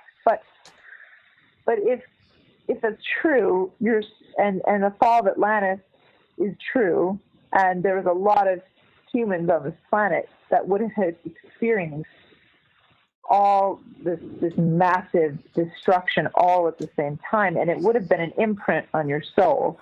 And I think that if you believe in the idea of reincarnation and that the soul never dies and it just gets put into another body, that there is like a solid imprint on most people's souls of the destruction of Atlantis. And you don't have to be a king and a queen or doing whatever. You just were at this time, and it is ingrained in your mind. And then the more people do research on Atlantis, they start to have these memories. They start to remember maybe their time in Atlantis. But I think that the reason why humans are so interested in Atlantis is because they have this kind of soul imprint of destruction in their memory banks. Without, like, you don't even have to believe in reincarnation. And you say to somebody who's maybe not in this space, oh, Atlantis, oh yeah. You know, they might dispute UFOs, but they will understand Atlantis. It is a little strange like that sometimes, isn't it? Yeah, it is. But Atlantis is fascinating. I think it's this. We have lived in this space, I feel, since Atlantis fell, of we can't let it fall again. Like, we're so afraid of a catastrophe happening on the earth that we live in fear that we have to do something or the catastrophe will happen again. Where do you think it went? That's just, where do you think what went? Atlantis. I think it fell, but I think it's two things. It's not just that, like, the crystal buildings fell into the ocean. I think that it was a network that they were able to create on a higher frequency, and it fell, meaning it fell from its higher frequency, and was destroyed. I think that there's definitely evidence of like physical buildings that are no longer on the surface, and a lot of that stuff can be found underwater all over the world. But it wasn't just, it's just not like a physical falling. It's almost like a whole civilization physically falling from grace. Mm-hmm. Like that, like they're like, if we're just talking about like mass consciousness, collective consciousness, it's like the whole network broke and everybody fell from this like kind of enlightened space, and we're back in this kind of like back to the old ages type of thing. And it was just so devastating because they built this infrastructure and it was ruined. You know, there's many theories about that. Like, how did it get ruined? You know, was it Zeus, or was it a apocalypse type situation? Was it a meteor?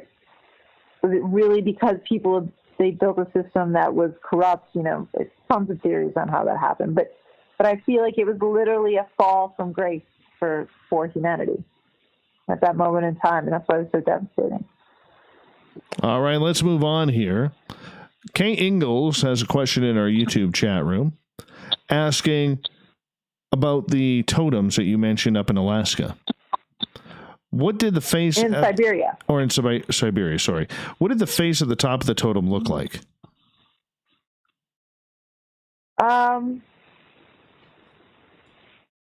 I'm trying to remember.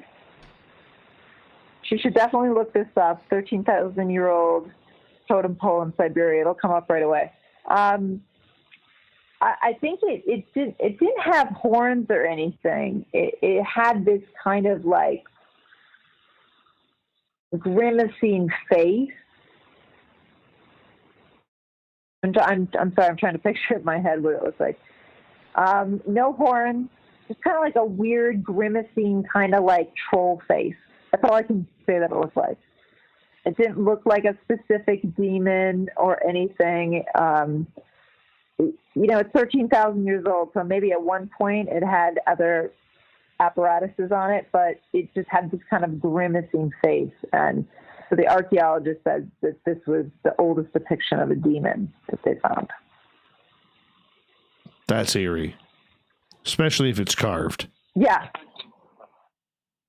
Carved, 13,000 years old, weird demon face.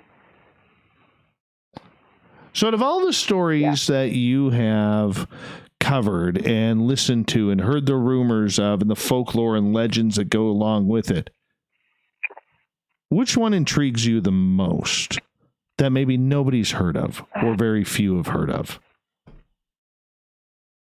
Oh, man, that's such a hard question. You can do it. You can do it. I have faith. I can do it.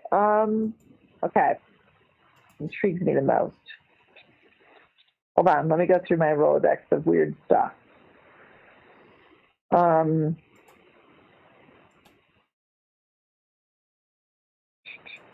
There's, that's just so hard because there's different levels of it.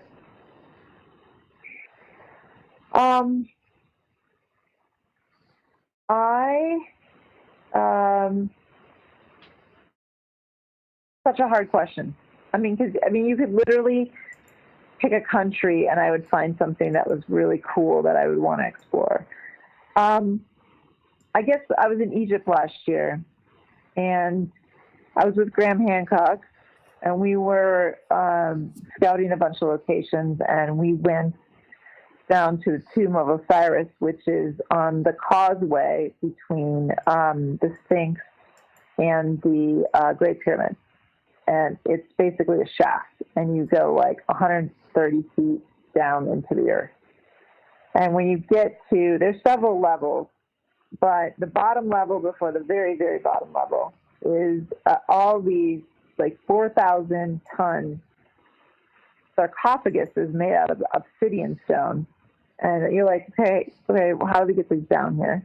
And why are they down here? And then you take a rickety old ladder down maybe like 50 more feet to this subterranean level, which is like where the underground river is. And so you have these, there's like, I think all I could see, because it was all dark down there, all I could see was like 2 or 3 of these like obsidian 4,000 ton sarcophaguses. No one's ever been found in any of them.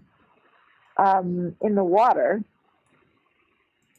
And I was down there and I felt I felt the darkest feeling. It was like this black ooze of energy, and I kind of freaked out, and I went back up the ladder. But it was just, I don't know what's down there. Like, I would love to know, because we couldn't spend a lot of time down there. I would love to know what they did with those sarcophaguses. Like, did people like go in there to transform? But how did they breathe? And then what darkness is down there? What is on that bottom level? Like, it was so awful and freaky, and it wasn't just me. Graham felt it too. There's just something like that felt evil down there, but I couldn't figure it out. But I really want to know what they were doing with those sarcophaguses. If they were used for transformation, how did people survive if you closed that thing? Those are the questions I have. I don't know. Did it almost feel like you were trespassing? Yes, but it wasn't there to scare us. It was there. It was curious. It's almost as if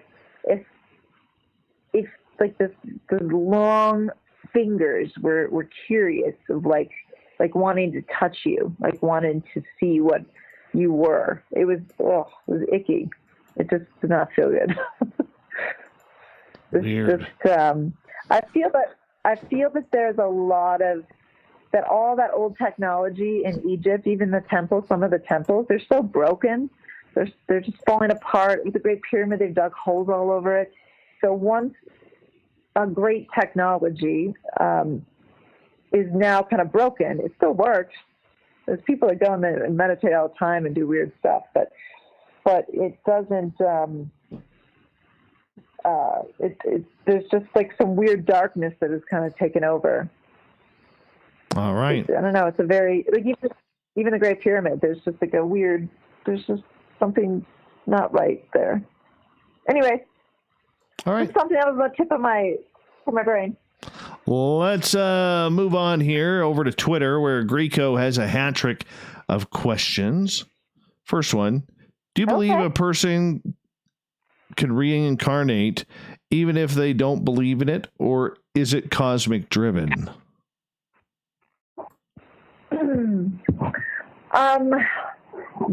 I think that just because you don't believe in it in this lifetime, because that's not what society tells you should believe, that doesn't mean that it hasn't happened and that you haven't been reincarnated or recycled into a soul system. And is it cosmic? I think that if you go back to talking about energy and how energy doesn't really die, it just kind of finds a new form to be in. I think that could be said for any species. There could be lifetimes where you spend it as aliens, and then you come back and you spend it as humans. And so I think that like if you were really to expand your mind and think about that, and think about how many lifetimes you possibly could have lived, I mean, maybe the reason why so many of us are obsessed with proving that aliens are real is because at one point in some other lifetime we were one, and that's why we feel drawn to prove that there is their existence. All right. But, yeah, I think it's cosmic. All right. I will ask the next question by Mr. Greco. Are time slips something the body or the consciousness experiences?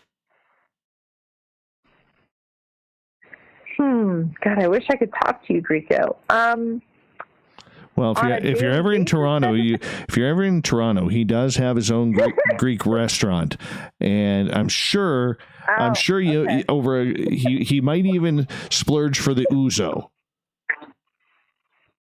Oh, wow, fantastic! Does it have the thing is, I have so many other questions to ask you, but does it happen to the body? And I think yes, both. In those triangle areas we're talking about, I think it happens to the body and the consciousness at the same time. But I think that there is times when your consciousness can slip into a parallel time period or some other time period, or maybe back to possibly a past life you had, and you have these weird memories, and you just incorporate them into your life, and you go to a therapist or something, you're like, I don't know why I keep thinking about this, or I have this obsession with this, or I have this fear of this, and you have no really reason for that to be there. Is sometimes I think that your consciousness is constantly filtering through memories that might have not even been for this lifetime. All right, and we'll give him the hat trick here, because a natural hat trick is pretty tough on this show. Are you familiar with wild man or Bigfoot incidents during the colonial period of North America? The colonial period? Yeah, I'm not. I don't know where I don't know where he was reaching with that one. You have to realize he's a Toronto Maple Leafs fan, just like a lot of our listeners up in Mississauga, Ontario.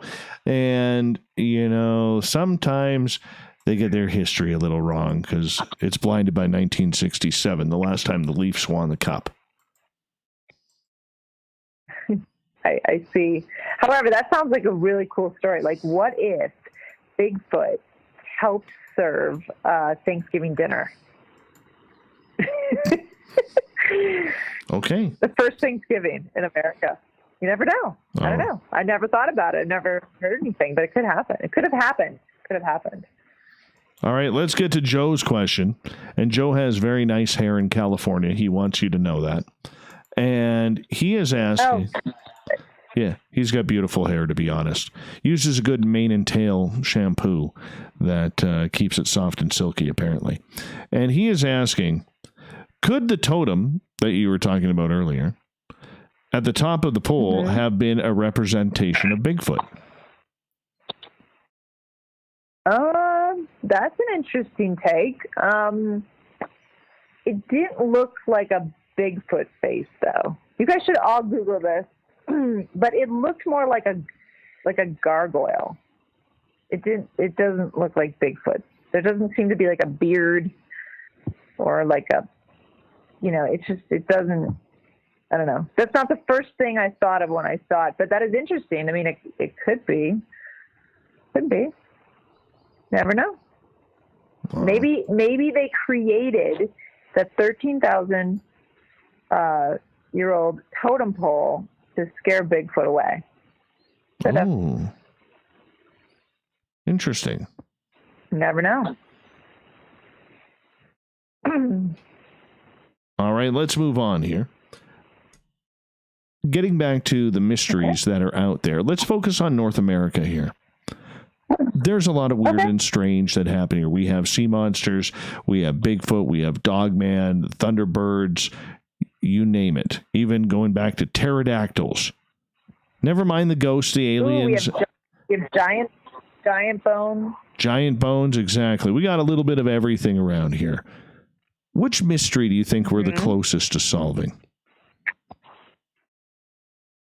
Ooh, man. God, I don't know. I feel like we're never going to find Bigfoot. I hope so. I really have hope for giants. I don't know why I feel that way, but there's so much evidence, like newspaper evidence from like the early 1900s of like all the giant bones have been found in North America. There's just so much, like just tons. And then it disappeared. Of course, Smithsonian apparently took all of it. But there's just, I just feel that like we're really close to finding new set of giant bones, and then that person is not going to call the Smithsonian, and then they'll be able to like take pictures of it and be like, see, they exist. Because for some reason, North America, it has had a plethora of giant bones. Nice use of the word plethora there. You like that? That's our favorite word here. Yeah, we appreciate it. Good. We appreciate a good plethora around here every now and again. That's the kind of people we are. Anyway, that's my opinion. Giant bones. All right. So if you think Sasquatch is the one that will be, proven in existence, and I think we're close, as we got about just over 90 seconds to go here before we got to go to break at the top of the hour.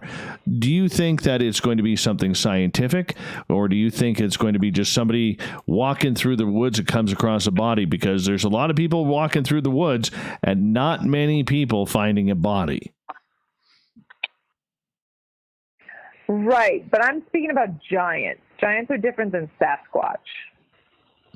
I don't think they're going to find Sasquatch. I think Sasquatch is like an interdimensional type of creature, because there's all these weird anomalies where they see Bigfoot and then they don't see Bigfoot, and it's like he kind of walks through some kind of one of these like time portals or something.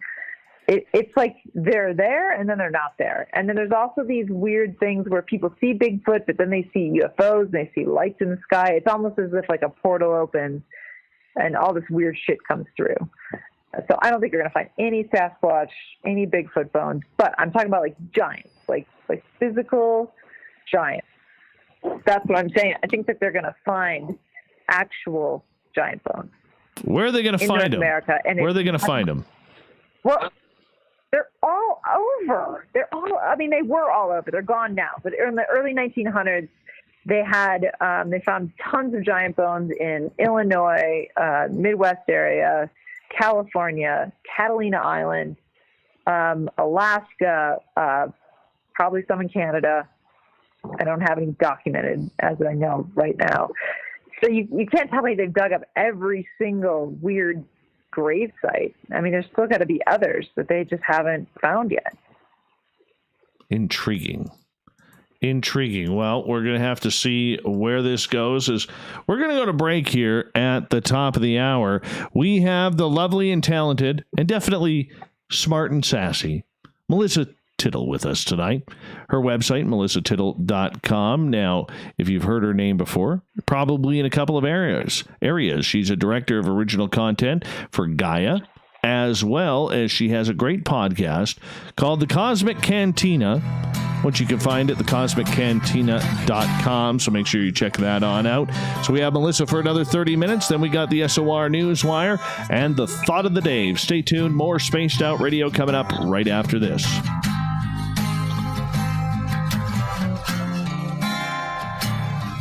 We are flying. All right. Is the show going okay? You're doing great. The toothpicks in your eyes are working. I'm going to quickly run outside, take my dogs outside again for the final time tonight, and I'll be right back, okay? Okay. Best paranormal and supernatural news, along with some stories that will blow your mind from the weird to the wacky. It's the news outside the news that piques interest, and that's what we're looking to deliver to you. The SOR Newswire, only at spacedoutradio.com. Hello, everyone. This is Ryan Stacy from the Experiencer Support Association, otherwise known as TESSA. We're glad to team up with Spaced Out Radio to help investigate your experiences on the SOR Sightlines report. Together, we'll investigate the strange sightings and occurrences you've had. We're looking for answers just like you. So fill out a Sightlines report on the Spaced Out Radio website and let's figure out what's going on together. Hey everyone, I'm John Edwards. And I'm Stacey Edwards. Together we're taking over Saturday nights on Spaced Out Radio, where we're going to bring our own experiences of the paranormal and talk to the best people we can find to help bring you answers to your strange tales. We're here to entertain your need for weekend woo! So tune us in at spacedoutradio.com starting at 9:06 Pacific, 12:06 a.m. Eastern, where we can all get a little spooky together. Spaced Out Saturday nights right here at spacedoutradio.com. Hello, space travelers. It's me again, Carl.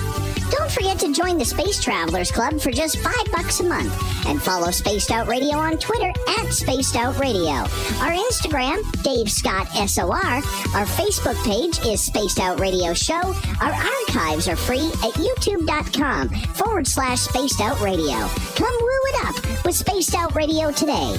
Bye.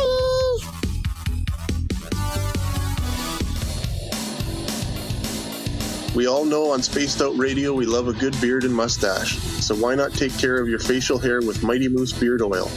Made in Canada, we're taking care of beards and stashes around the world. We use 100% natural ingredients with our oils and balms to make your whiskers feel silky smooth. Use promo code SOR2019 at mightymoosebeard.com today.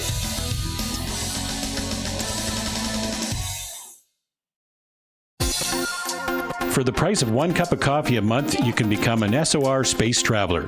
The Space Travelers Club is a place where you can interact with other listeners, either live during the show or on our great forum. We want your stories, pictures, comments, and ideas. You'll get live video streams, exclusive content, and be a part of our newsletter. Stay in touch with everything SOR. The Space Travelers Club is just $5 a month at spacedoutradio.com.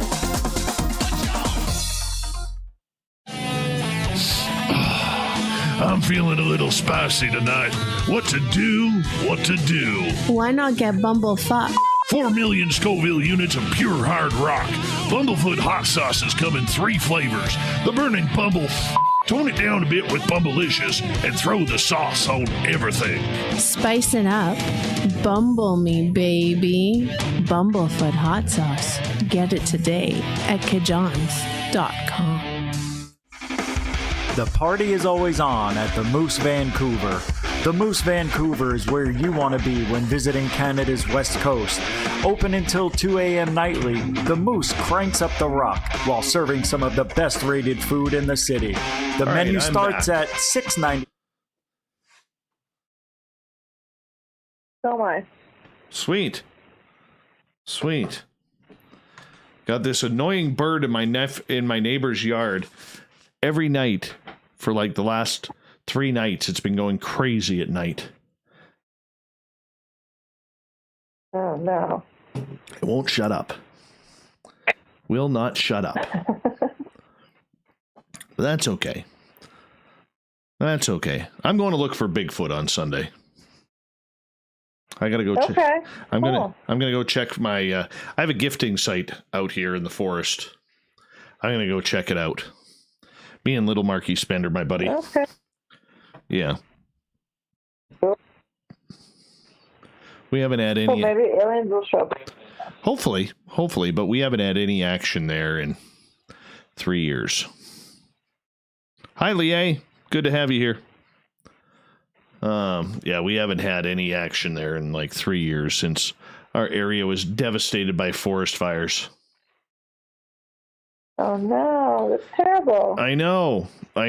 They showed up after the forest fires, but the following year they were gone. Yeah, they didn't come back. So if we don't get any action there, I'm going to pull my gifting site and move it. I got to put another gifting site up in a different area anyways, so we'll see what happens there. Okay. Yeah. I'm a big Bigfoot guy. I like him.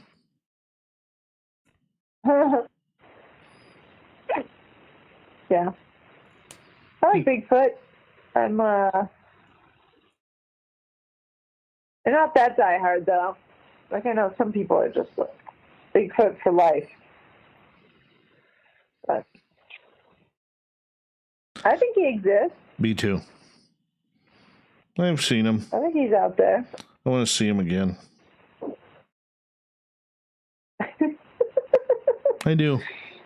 I haven't. My sighting. I saw two of them within. Thank you, Nikki. Hey, Nikki. The second spot. This is one of the psychics that I go by. She's in my chat room. She's awesome. Nikki, if I go to the second site, what do you think will happen there? I'm gonna see what she says. I have to wait now for the delay. But yeah, I was within 100 feet of two of them, and it was. Wow. Yeah, it was the first one was hiding behind a tree, kind of peering out. The second one, I got a full right side and back profile of it as it walked through these bushes, and it was massive, and it was awesome. Like that one was only maybe 75, 80 feet away from me. And it was awesome. And I so want that experience again. Just one more time. Well, more than one more time, but I'd like to have it happen again. All right, we're going to kick off hour number 3 download the right free now app from Google Play or the iTunes App Store. Mm-hmm. Oh. Here we go. Music is on. Would you like to connect with us? What's that? We do 3 hours? Yeah. Well, I do. You only do 2.5. Dave Scott and SOR. Okay.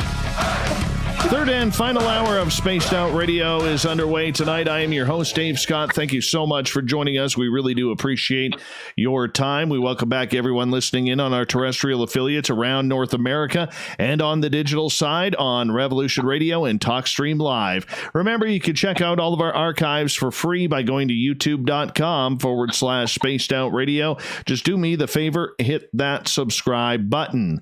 The Desert Clam has set the password for tonight in the SOR Space Travelers Club.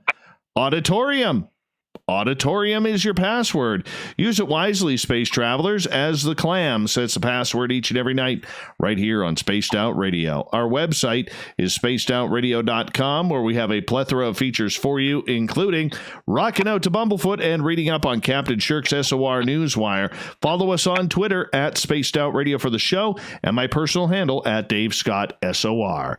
For the final time tonight, we introduce our guest, Melissa Tittl. She is a part of the Gaia team down in Colorado, where she has this great job of being director of original content. She also has her own personal podcast, which is called The Cosmic Cantina, which can be heard on Spreaker or her website, thecosmiccantina.com.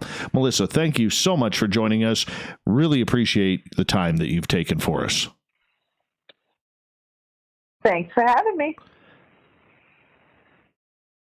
When it comes to a lot of the spiritual aspects that people tend to experience, angels, demons, paranormal activity, godlike miracles, do you think this is all man-made, or do you think there is some sort of higher spiritual aspect out there that is watching out for each and every one of us individually? I 100% think that there is a spiritual component to the stuff that the stuff that we see, whether it's demons or angels. Those are like our connections to the contrast of good and evil, right? I 100% think that. I did come across somebody's research just this year that I thought was really interesting, and he dives into trying to figure out where the paranormal comes from and why it's communicating with us the way that it does.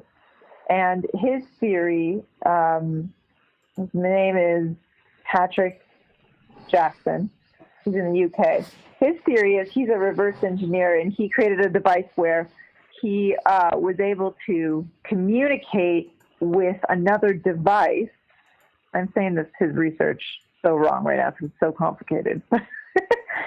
He created a device to communicate with the paranormal, but what he realized is that his device started communicating with another device.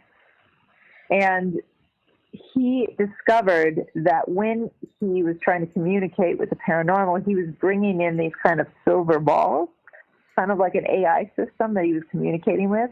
So he started scrambling, he figured out how to scramble their systems and created a communication between them.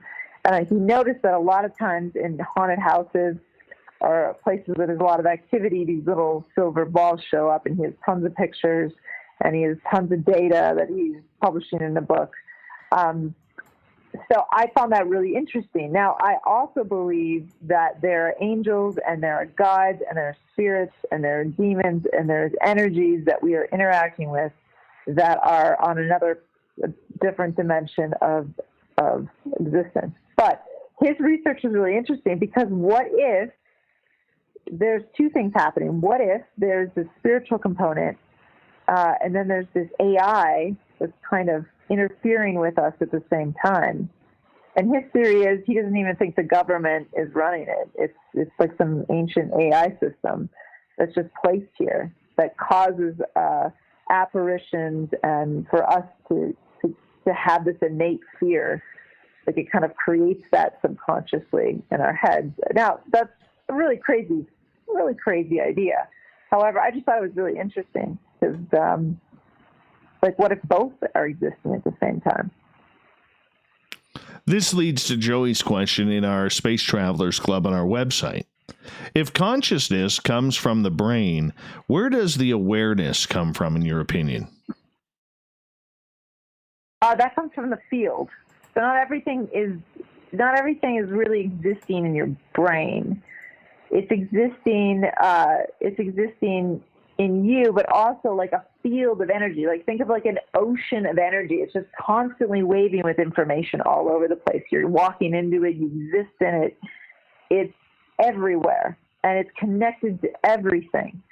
So that's where that comes. So when you're aware, you are tapped into that ocean of energy. That's this like grid system that you are, you're able to be aware of other things and other people and how they're feeling. And that's that ocean, that field that's connected to everything that you're connected to. All right. And, you know, when it comes to that, where does that come from in our body? Does it come from the brain? Does it come from the heart, the soul? Well, your energy system is coming from your soul, but your brain is activating your thought process, right? So when you're thinking thoughts, you're putting them into the field, and then you're becoming those thoughts. That's like a transformational thing, but it's true. So you're like, I am whatever you think you are, and then you put that in the field, and then the field responds to whatever you say that you are. I am rich, yes, and more of that will come your way. I'm not trying to be like inspirational or manifestation here, but that's the token of you connected to the field. So in your brain, you are creating those thoughts based on your emotions and your attachments to things and the way that you see the world. So it's not just the brain, it's also your emotional activity within yourself that is then sending triggers to the brain and the memories in the brain, and then that is creating a thought, and then that thought becomes you. I hope that makes sense. All right, let's go over to Twitter at #SpacedOutRadio, where Greco is asking, Melissa, why aren't we hearing more about these elongated skulls and heads found all over the world? Is it extraterrestrials, early humans, Maybe another species? What's your thoughts? That is such an interesting question. I did a documentary. We just finished this documentary like a year ago where we uncovered elongated head in Peru. I mean, there's a lot of elongated heads, but this is like a full body. And we did a lot of analyzing the DNA that could be gathered from the bones. And this specific one, 20% came back as matchable to human DNA. And of that 20%, none of it matched any of the modern human DNA on this planet, which is really interesting. Also, there is a group called the Resonance Foundation run by a guy named Nassim. And they are doing a lot of genetic testing on some elongated heads and also found some anomalous data that they're going to be publishing in October that they haven't given us all the data yet, but they had stated that that their data proves that one of the parents of this skull did not match any human DNA. But those findings come out in October, which is really interesting. So my thought process is that I think the elongated skulls with the fossa medium missing, those, the ones that aren't altered, those are these massive craniums that are genetically created that way. They weren't altered by other humans. I think that it's another species. I think that was another species on this planet. Because you can find them all over the world. I think just in 2018 in China, they found like 12 elongated skulls. But those were kind of like a cargo cult. They were imitating somebody else. But I think that the ones that have the skulls that are not manipulated, those are I feel that it is a new species and possibly off planet. All right, let's get to Gary's question. He is asking, what's your opinion on aliens being demons? That's interesting. Well, that's a good question because what is an alien? Alien is something that's not human. So a demon would not be human, and it's interdimensional, meaning it doesn't take a human body form unless it's inhabited a human body form. So I would say that they're not like the typical aliens that we think of. Like we think of greys and reptilians and mantis beings and all this kind of stuff. I think it's like it could be considered an alien only because it's not human. But it's not like how we would think about aliens. It's like an interdimensional kind of being. It's still, but I think that would fit into that category. That could be alien. All right, let's get to Nikki's question, or maybe it's a comment. Oh, that's a comment. I asked her about the Bigfoot. I was asking Nikki before, during the break here, about my Bigfoot, whether I should go to my second site or not. And she's like, I'm quietly being asked about you, Dave, but by the ones here, I suspect they're going to be doing a relay to those in your general area that they do that. Got me saying, interesting. Oh, let's see what goes on. I love it when the weird stuff goes on. What about psychic ability and telepathy? Do you believe that we have the ability to communicate telepathically with one another? Yes, we do it all the time, even if we're not conscious of it. And then the people who are, quote, aware, unquote, right, they pick up on it. And I feel like for some reason it has sped up a little bit. Like I feel like it's more intense now. I feel like more people that don't telepathically send messages to people are getting things, and it's confusing because I don't know. I feel that we're coming to a point where our consciousness is just evolving, whether we want it to or not. But I feel like we're always sending telepathic messages to each other, like Like if you send a lot of negative energy to somebody, they will feel it. They not necessarily will know where it came from, but they can physically feel it. And the same thing for love.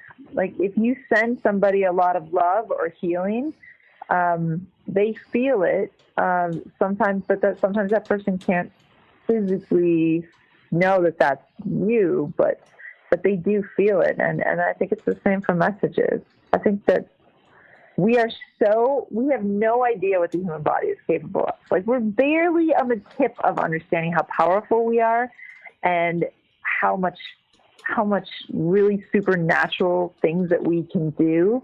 We just kind of like flirt with it a little bit. We're like, well, maybe I'll send somebody a message, or, maybe I'll remote view somebody, or, wherever your practice is of understanding all this stuff. But I think that like humans can do so much crazy stuff that we haven't even scratched the surface of it. All right. Let's move on here. Robert has a question. He is asking, what do you think aliens want with a spacecraft? Or are they the masters of deception? What do they want with a spacecraft? I'm under the camp of believing that they necessarily don't need a spacecraft. I mean, if they're so advanced, why would they need to land on a spacecraft? I think that they do it because our human understanding of things arriving on Earth and then walking out of a vehicle, like that makes more sense to our limited understanding of how the universe works. So maybe I feel like having a ship isn't necessary, but they do it because it would help with the human consciousness and understanding like how they got there. Because, you hear other stories where aliens just kind of come through the wall, or they like show up in your bedroom. I feel like they don't really honestly need a spaceship, but they do one. It's like they do it for us. So it's less jarring. All right. Well, they got to get around somehow. They do. Yeah, but maybe they just teleport. Maybe they just, yeah, maybe. Could be. Maybe there's aliens that need spaceships. Maybe the Greys definitely need ships, but I just don't think that they all do. I think they just do it for us because they're like, because that would make sense in our brain. That's my thought. You ever want to go for a ride? In a spaceship? Yeah. Maybe, yeah. I'm not going to say no. Why not now? If a spaceship came over SOR headquarters right now, and they picked me up, and by God, that is the dream. I'm heading to Colorado, and we're trying to find you, and we're going to beam you up. Are you coming along, or are you going to say, it is past my bedtime. I got to get up at 4 o'clock in the morning for yoga and my morning tea and my incense and peppermints and all this? Or are you being a rebel and jumping aboard? I'll check it out. I don't know. Sure, I'll do it. For research sake. How can I work in Gaia and not get taken up a spaceship? Let's do it. Well, there you go. All right, let's move on to some questions here. Joe is asking, so what's with all the crashing spaceships we hear about?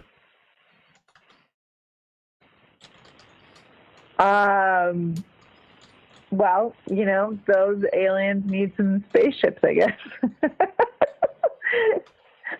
But how many pieces of that crash have been found? I only know a couple. There's Roswell.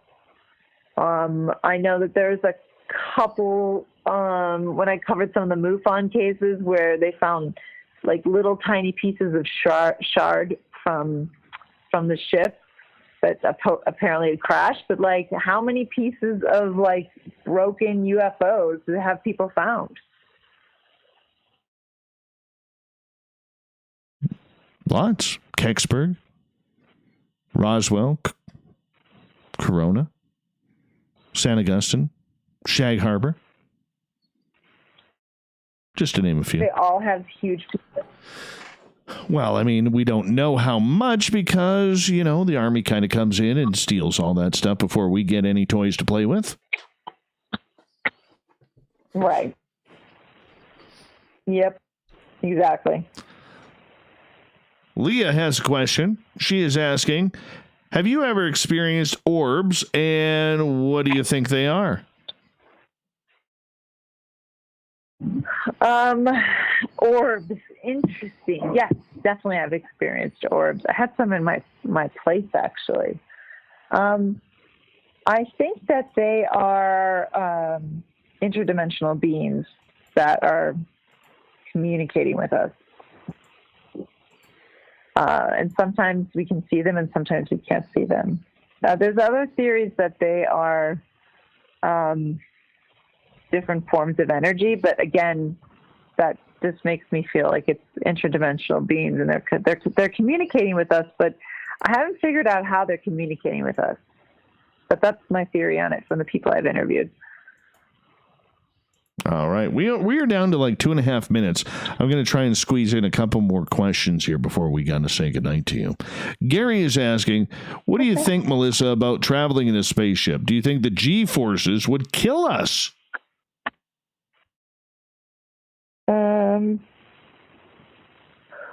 I don't know. I mean, that's a really great question. But there's tons of people that said they've been taken up in a spaceship and they haven't died. And I'm just assuming that there is some kind of biological creature on that spaceship. So they would have to, I mean, it would probably be different than a human body, but they would have to survive that G-force. So I would think that that we would survive, but that's just a guess. So that's a really good question. All right. And the final question for you tonight, before we let you go, comes from Richard. And he's in our Spreaker chat room. He has a fear of deer. Complete fear of deer. Deer. Don't understand it, but deer freak him out. I think it's funny. He's asking, do you think aliens have a conscience? I have so many questions about the deer. Do I think aliens have consciousness? 100%. I think it's hooked up to the same field, the ocean of energy that I was explaining before. And that's why when you can be aware, you can tap into anything. You can tap into a room and see if there is an alien presence there that you can't see physically, but maybe there is one. So yes, all of aliens, animals, plants, anything that has a consciousness is hooked up to this kind of mass consciousness, this field, if you will. Sounds perfect. Melissa, I appreciate you taking the time to come on Spaced Out Radio tonight for the first time. I hope that we left an impression on you that will last a lifetime, and we really do appreciate you taking the time to join us. I had so much fun. It was fun talking to all your guests. I hope I answered their questions appropriately. I tried. Well, we appreciate that. And when do you do your podcast? Every Wednesday is a new podcast. So we have, I think we just started. So we still have like 30 episodes of all sorts of weird stuff. It's me and 2 other sci-fi writers, and we have a couple drinks and we talk about really weird shit. So nice. Just like this one. Appreciate that. Thank you, Melissa, for coming on Spaced Out Radio tonight. Coming up next, we have the SOR Newswire and the Thought of the Day. Stay tuned. More Spaced Out Radio coming up. Good job, Melissa. Let's have a clap for you, and the audience will be clapping. We're already getting, please invite Melissa back. Okay, we can do that. It's up to her whether she wants to come back. She'll probably say yes, she will, because she's on the line with us right now. But you know, she's gonna be. Yeah, I would love to. Yeah, she wants to come back. All right. All right. Thank you so much. I appreciate that. I'll let you get to bed and have some good yoga for me in the morning, if you don't mind. Okay. Sounds good. I had so much fun. Thank you so much for having me on, and let me know you want me to come back. Yeah, tune in to us sometime, because, we like people like you who are connected to Gaia, and, little old Davey here, we're trying to grow this little thing here, and people like you will help us. Amazing. Of course, I would love to. Perfect. Talk to you soon. Okay. Thank you. Bye. Good night. Good night. Yes, Mark, she did. She is breakfast for dinner. Yeah, she eats breakfast for dinner, and she's on Team Rock. All right. I got to get the whole news thing going here. I liked her. I think next time she'll open up a little bit more. And I thought she did very well tonight. And now let's get the news ready. This little bastard. Hate this kid already. What's the next one?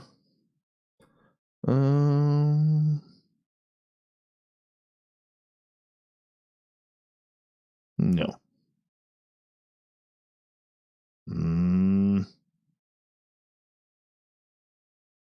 Yeah, let's do some animals tonight. What the hell? Animals are fun. I like animal stories.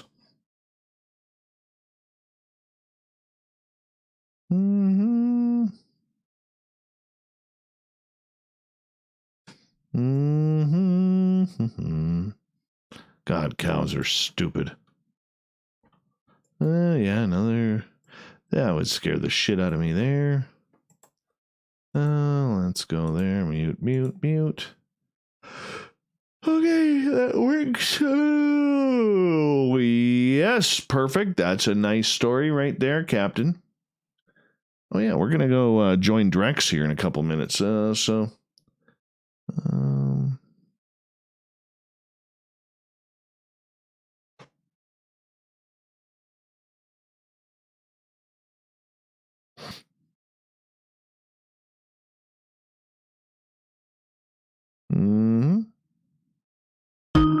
there they are. Hey, guys, how are you? Hey, doing good, Dave. How are you doing tonight? I'm not doing too bad. At all. Let's see here. Let's right on over there. What's happening? Oh, just hooking up for our thing. We just got off the line from a super fan who lives in Connecticut, of all places. Oh, nice. I just had a fan. Yeah, loves the show. I just had a fan the other day, dude, from Malaysia. I was blown away. No way. Yeah, Malaysia. He was in our YouTube room, and he's like, "Yeah, dude, I've been listening for about a year. This is the first time I got into your chat room." I'm like, "You got to be kidding me, Malaysia?" Whoa, that's crazy, man. That's crazy. I know. I got one. That's all that matters. It all starts with one. Exactly. Yeah, it goes to show you never know who's listening, right? Yeah, no kidding. You can say hi to my YouTube crowd right now. They're all listening to you. Oh, hey, YouTube crowd. Yeah. Good people in there. I don't know if I can hear them back at all. But, no, you can't. Yeah. No, you can't. Oh, okay, cool. All right. Sounds good, Dave. So we'll chat with you in about 2.5 minutes here. Sounds good, buddy. 2.5 minutes. Sounds good. I'm just getting ready for my news section here. Not a problem. All right. Excellent. Thanks, Dave. No problem. Or call 604-MY-HOUSE. With all the nasty stuff in the air these days, isn't it time to make good nasal hygiene? Isn't it time to make good nasal hygiene right there? You wouldn't go a day without washing your hands or brushing your teeth, but what about your nose? What about your nose? It's the body's air filter, and it traps germs that can make you sick and allergens that can make you miserable. Man, nasal miserable, irrigation apparently. Cleans your nose by flushing out allergens, mucus, bacteria. Yeah, if you got zits in your nose, it's going to clean that out right off the bat. Without drugs. Just boom. I'm Martin Hoke, and I invented Navage, the world's only nose cleaner with powered suction. Navage is the easy-to-use This kind of guy should be sponsoring us. What's to you? try Navage. If it doesn't really Let's try Navage next time, shall we? Sleep deeper, snore less, let's get in there. Feel healthier. You get rid of your nose goblins quickly. No questions asked refund. No questions asked. Online at He'll refund you. Also screw all of you. Lob laws and he doesn't care. And beyond. He doesn't Take care. Good nasal hygiene. He's full of it. New normal Let's just be Navage. honest. Navage. People affected by ALS know what it means to be part of a resilient, brave, and adaptable community. That's a good one this there, year, too. all walks to end ALS across the province will be an online experience. ALS doesn't stop, and neither will we. Join in Saturday, ALS June doesn't 20th. stop. Brain Canada That's is offering sad a dollar-for-dollar disease. match of up to $1 million Sad to disease. invest in promising ALS research. My friend's Register at mom had that. Horrible. walktoendals.ca. Horrible. Presented in BC on the Yukon by HME Mobility and Growing up, my Accessibility, friend's Sunrise mom had Medical, that. and top-level sponsor Terrible. YP Hank Foundation. Have your long-term disability benefits been terminated or denied by your insurance company? Sometimes. You need legal representation. I need legal Tim representation. Lewis has been Who should I get? suing insurance companies Who for should I over get? 35 years. Call Tim Lewis and Company today. Oh, for Tim a Lewis free and Company. initial Okay. consultation. Give me your number. 732-7678. Thank you. That's 604-732-7678. Do you Take give a free action. consultation Get right results. off the bat? That's what I want to know. TimLewisLaw.com. You cheap bastards. Sea Lovers is open for takeout. Oh. With over 35 years of giving you the best Oh, I fish gotta and talk chips over in the town, commercials you here. can still enjoy it all in the comfort Hold on, of your here we home. go. Check We're out up the and online running. menu today at c-lovers.com. It's the Shift live across Canada on the Chorus Radio Network. Let's say hi to Dave Scott from Spaced Out Radio. Dave, welcome back to the Shift live across Canada. How are you, my friend? Mr. Drex, it's always a pleasure to have you on our side of Spaced Out Radio and to be with you and your audience right across Canada. Thank you so much for allowing us the opportunity. Hey, listen, you've got a few things that you want to talk about tonight, and I, quite frankly, I'm freaked out by all three of the things. Why? Let's talk about the first thing that you sent me, because I get frightened easily. Okay. Man, if there's a knock at the door, I get frightened easily. Here's what I need you to tell me about is I used to live in the Kootenays, and you sent me a story of someone who witnessed something bizarre and strange out of the window of their cabin one night on Kootenay Lake. They thought for a split second maybe it was a bear with alopecia, but then they went, no, the limbs are way too long on that thing. I think I saw a nightcrawler. What is a nightcrawler? Well, Tell me that first off, I'm surprised you didn't see any UFOs over Kootenay Lake because there's a lot of weird stuff that happens over there. I mean, you got Sasquatch drinking beers on the Kokodees all over the place. You have, UFOs flying around. But here, a few weeks ago, actually before the coronavirus, we actually had a story that about these night crawlers in Ontario, if you recall. And so now this gentleman has reached out to Lon Strickler at Phantoms and Monsters, who we get this report from, who says that he and his family own a trailer home on Kootenay Lake.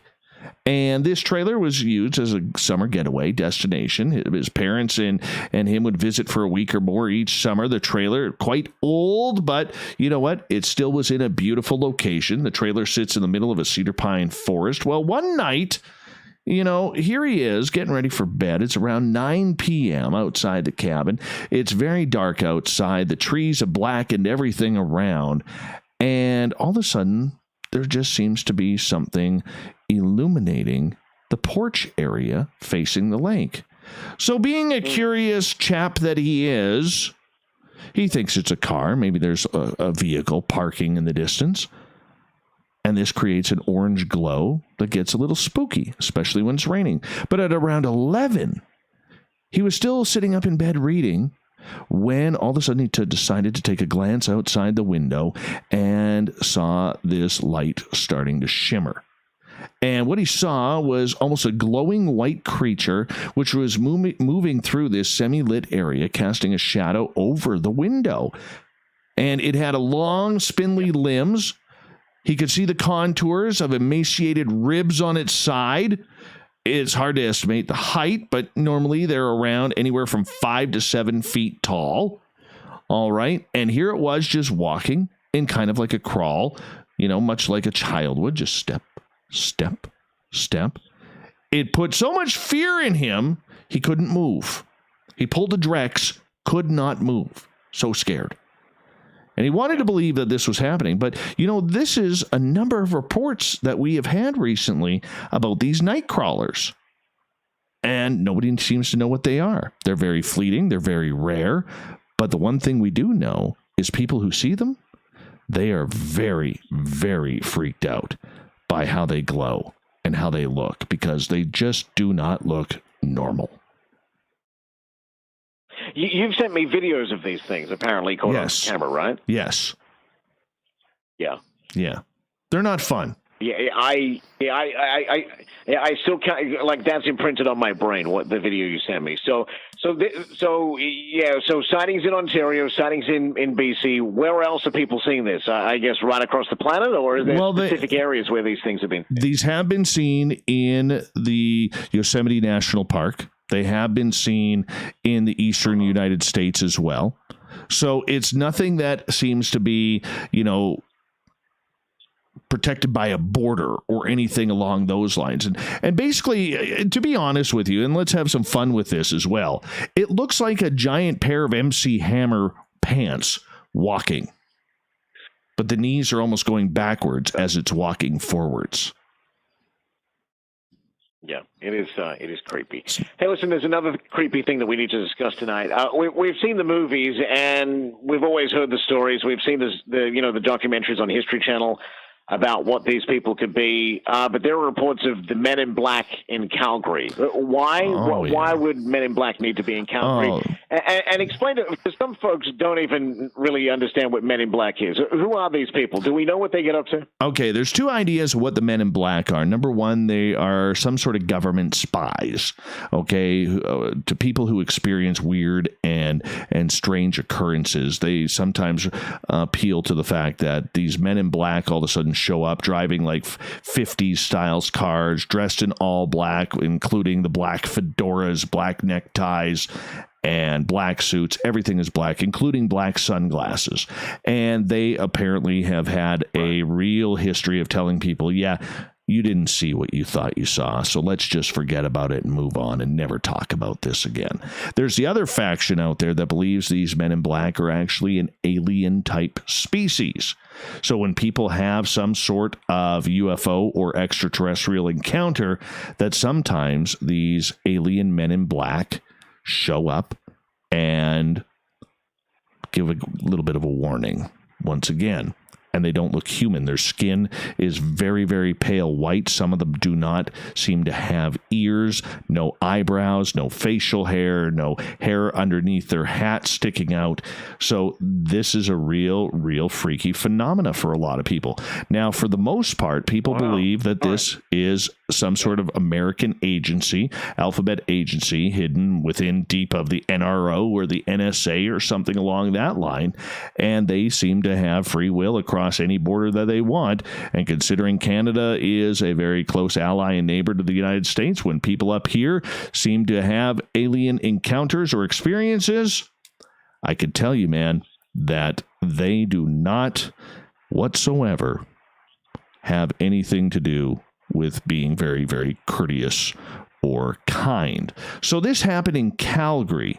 So what happened in Calgary? Yeah. Okay, this happened in Calgary, and the gentleman who had this experience felt that this Man in Black was just not quite human. Wore old-fashioned clothing, 50s style, 40s hat. His wife was with him. They had already been interested in the UFO phenomena, and he knew what the Men in Black actually were. Said he was going to pick up some socks for work, and as soon as he parked his truck in the Army surplus parking lot, getting out, he immediately noticed a strange-looking fellow walking up the steps towards the entrance of the store. He says, I noticed because he was walking almost like as if he was a soldier, sort of marching. No one really does that. He reached for the handle of the door to the store and pulled it away, and suddenly, just before he would have touched it, he marched back down the steps. I said to my wife, he says, that's a Men in Black. Very strange. I thought... I grabbed my socks, went over to McDonald's. As I was pulling into the side of McDonald's, because, we all need a cheeseburger in these type of situations, to his surprise, there was the Man in Black again. And he was marching up the steps to the door, same door. He did the same thing, reached for the handle, and suddenly about turned and marched back down the steps, almost like a robot. This time, it shocked the gentleman who witnessed this because he seemed to be walking straight for his truck now. Then he veered to the left, walked into a field which would have been towards Highway 1 In that direction, there was also an airlines hotel way across the field. His wife and him watched the gentleman as he walked into the darkness of the field. Once he was in the darkness, he began walking very erratically, almost as if he was drunk, but different. He became almost completely hunched over, flailing with his arms, walking very strangely as if he was struggling, and then disappeared. What? Yeah. Okay, that's weird. Yeah. That's a weird encounter. It almost sounds like they're describing what the person at Kootenai Lake saw in the end. Well, I mean, one's human, one looks like a pair of MC Hammer pants. You know? Can't touch this, right? So, I mean... That's strange. That is a strange occurrence in Calgary. Oh, yes. Happened. All right. Hey, listen, final thing with you. The final thing I want to chat with you tonight about is something that I know that is very close to your heart. I know that you'd been planning this trip for a while. Over the weekend, you went out on a hunting trip. No, like a traditional hunting trip. But you wanted to see if something was out there. Yes. Tell me more about Dogman. All right. What was this, and who came with you, and what did you find? All right. My buddy Mark and I up here, we like to go looking for Bigfoot.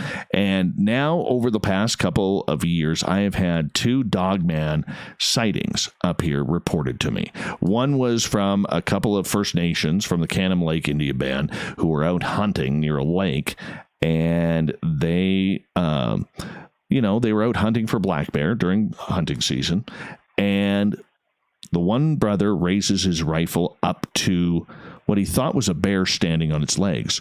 And there were 2 of them there in his scope. And when they looked through the scope, he put his gun down and he said to his brother, "We got to go." And his brother, who told me the story, says, "Well, why don't just shoot? That's what we were looking for, a black bear." He goes, "That's no bear. Those are dogs. We got to go." And they immediately scurried out of the area, and these things were about 200 yards away. So I recently, about a week and a half ago, got a report, and this happened about a month and a half ago, this incident, where a gentleman who takes care of dogs around here, what he does is he adopts elderly dogs, and if somebody wants to adopt a dog, he takes them, or he'll adopt them out, or he just keeps the dogs on his 10-acre property until that way they can live out their life. It's a good story. Anyways, he calls his dogs for dinner, and literally his dogs, 3 of them out of the 15 that he has, do not show up. So he starts calling them, and he goes into his backyard, which kind of slopes down, and he notices that there are 4 dogs on the ground, and they're all just kind of sitting there doing nothing what dogs do. No rustling around, no barking, no panting, no chasing, no nothing. They're just kind of there. And so he called his 3 dogs, but when his 3 dogs looked up to where this person was making the call, the 4th one that he didn't recognize all of a sudden stood up on 2 legs, stared at him, and then walked on 2 legs into the bushes. He said he was close enough to see the dog-like snout, the pointy ears, something bears do not have. Yeah. And so we went into that area. Okay? We were going to go into that area. Wow.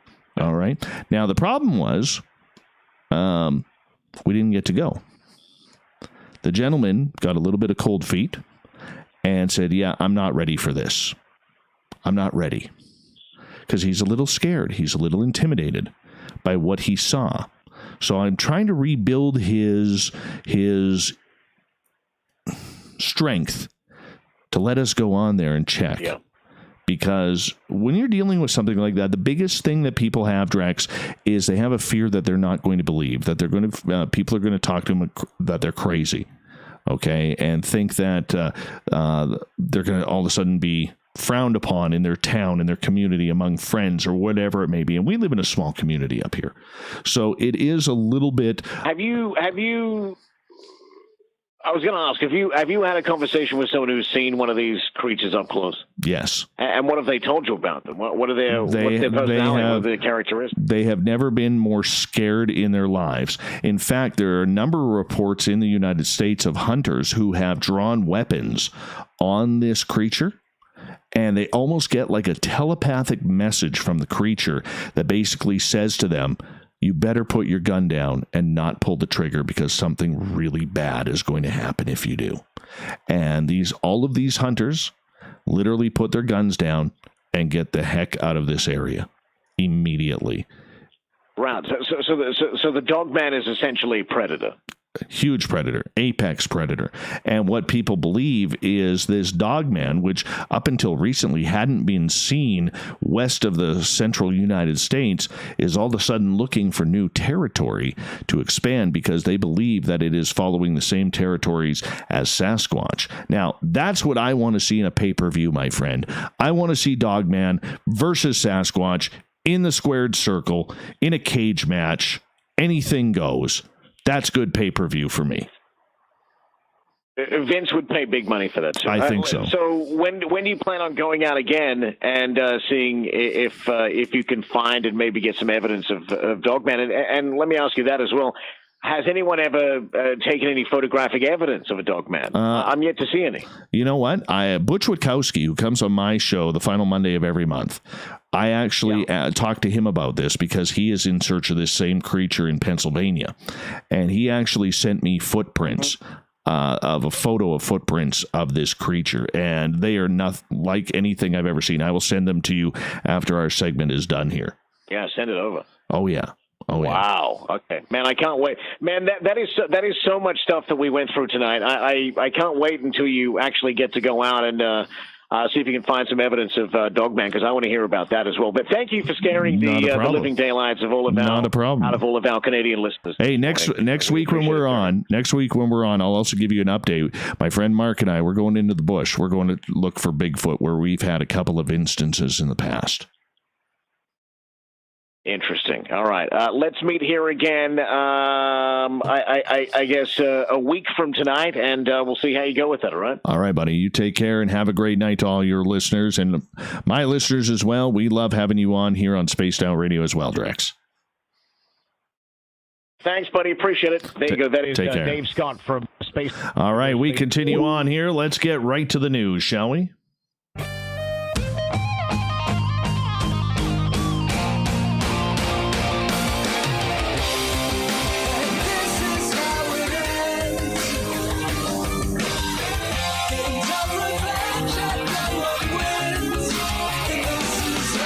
The news is always changing, which is why we bring you the SOR Newswire at the back end of every show, where we get to the weird, the strange, the wacky, and sometimes the reason not to go in the ocean. I'll tell you why. 2 people survived after they were tossed into the ocean when a breaching whale capsized their boat along the New Jersey shore. The occupants of the 25-foot boat were fishing close to the shore of Seaside Park when the whale surfaced and decided to knock the vessel right out of the water. Friends of Seaside Park posted an image of the boat on the beach after the incident, saying the whale, which appeared to be a humpback, did not appear to be injured, which is good. The 2 people on the boat managed to swim ashore, and the boat eventually washed up on the beach. There was no word of injuries. Glad to see the whale swam away, though. You got to think, you think he did that on purpose? I totally think so. Totally think so. And in Banff, Alberta, this is really cool. There has been a sighting of a white grizzly bear. Now, this is very rare because grizzlies are known to have tan to dark brown fur. White grizzlies are almost unheard of. Polar bears roam the Arctic, and the West Coast has the Kermode or the spirit bears, though they're a variant of the black bear, and the numbers are estimated to be in the low hundreds. But in the Rockies, grizzlies are sometimes darker, sometimes lighter, but more often brown or black. Buzz, though, about the unusual animal has been building ever since late April, when a white bear was spotted in Banff National Park. The photos made local news, and news locations around the world. Kim Tittl, from president of the Bear Safety and More, says, "We hope this bear actually doesn't get seen much anymore. Even though it would be a great tourist attraction, they want the bear to be able to live in peace and people not to bug it. With less chance of human contact, less chance of anything bad happening to this special bear."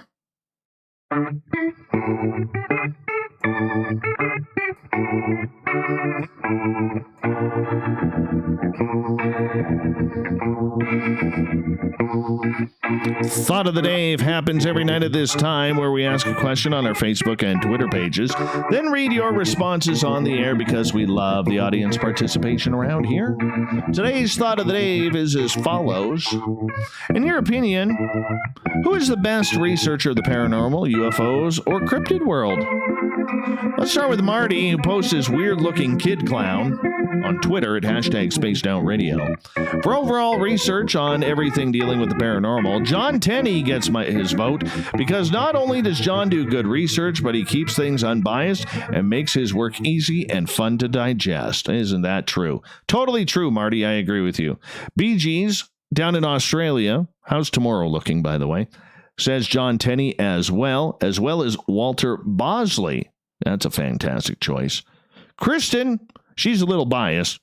She says Dave Scott. Who is that guy? Who is he? William Poland. Yeah, he'll be on the air tomorrow night with us. Kevin Douglas Randall. Kevin has a healthy skepticism, maintains his objectivity, is dispassionate in his approach to the UFO problem, and is a tireless and thorough researcher. Sparkles. Linda Moulton Howe. She hits it all, and I do admire her very much. Stephen. Rich Giordano. I have listened to all his stuff, and he says what he sees. Hours spent skywatching and not afraid to go against the UFO community when truth needs to be heard. Preston. Cryptozoology. I'd have to say Lauren Coleman. By the way, Dave, when are you getting him on the show? We will try. We will try. Scott agrees with Richard Dolan. Debbie says herself, because the ones on TV are in it for the entertainment and fame. All right. Finally, we will get to Jeremy. When it comes to real UFO answers, no nonsense kind of news, Richard Dolan. I like Grant Cameron as my next choice. Grant's usually first when it comes to breaking the news. Thank you to everybody who participated in the Thought of the Day, albeit abbreviated today, but that's okay. That's okay. At least we got it in. You can do so again tomorrow on our Facebook and Twitter pages at Spaced Out Radio. There you go. And thank you to Captain Shirk for the abbreviated but absolutely entertaining news tonight. All of our SOR Newswire can be found on our website, spacedoutradio.com. And, of course, our Facebook page, SOR Newswire, as well for the news. And to Melissa Tittl for coming on, just talking everything to do with the weird and strange and paranormal and supernatural world. MelissaTittl.com is her website. We got Mr. Ron Bumblefoot Thal rocking in the background with Little Brother is Watching. Bumblefoot is the official music of Spaced Out Radio, rocking us in and out of every single show. Get your horns up for the guitar god himself. Special thanks to everybody listening in at home, in your cars, at work, wherever you may be. Thank you to everybody participating in our chat rooms tonight on YouTube, Spreaker, LGAB, Revolution Radio, Facebook, the Space Travelers Club on our website, and to all the snarkers and snarkettes on Twitter at #SpacedOutRadio. Muchos gracias, everyone. I know you're out there somewhere. Remember, this show is copyright by Spaced Out Radio and SOR Media Ventures Limited. Thank you so much for choosing to share your evening with us, because together, my friends, Make a mistake, we're watching. We own the night. Mr. Bumblefoot, we need a favor. We need you to take us home.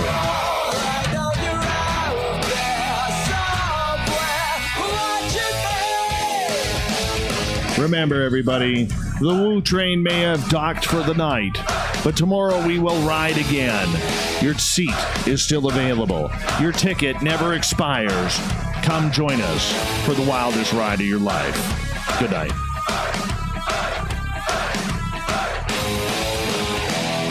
That's a good show, everybody. Good show. Good job. Way to go, people. Way to go. That was a lot of fun tonight. A lot of fun.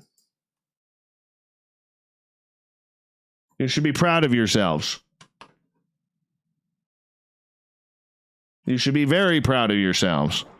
That's good stuff right there. Good stuff. That's wholesome eats. Little bacon and eggs right there, people. For breakfast, not dinner. Oh, yeah. Oh, yeah. We did it right tonight.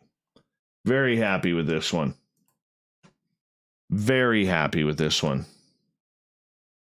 All right. Let's load up the old editing cartridge here. As the old timers used to say, let's load up the editing cartridge. That's a good show. Hi, Eva. Eva. Merle's online.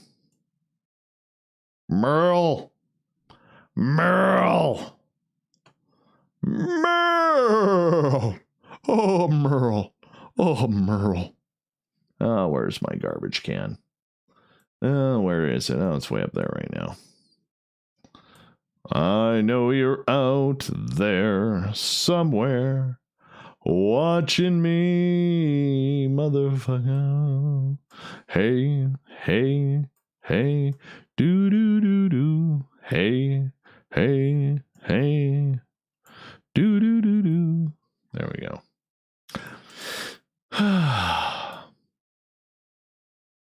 0609 Melissa.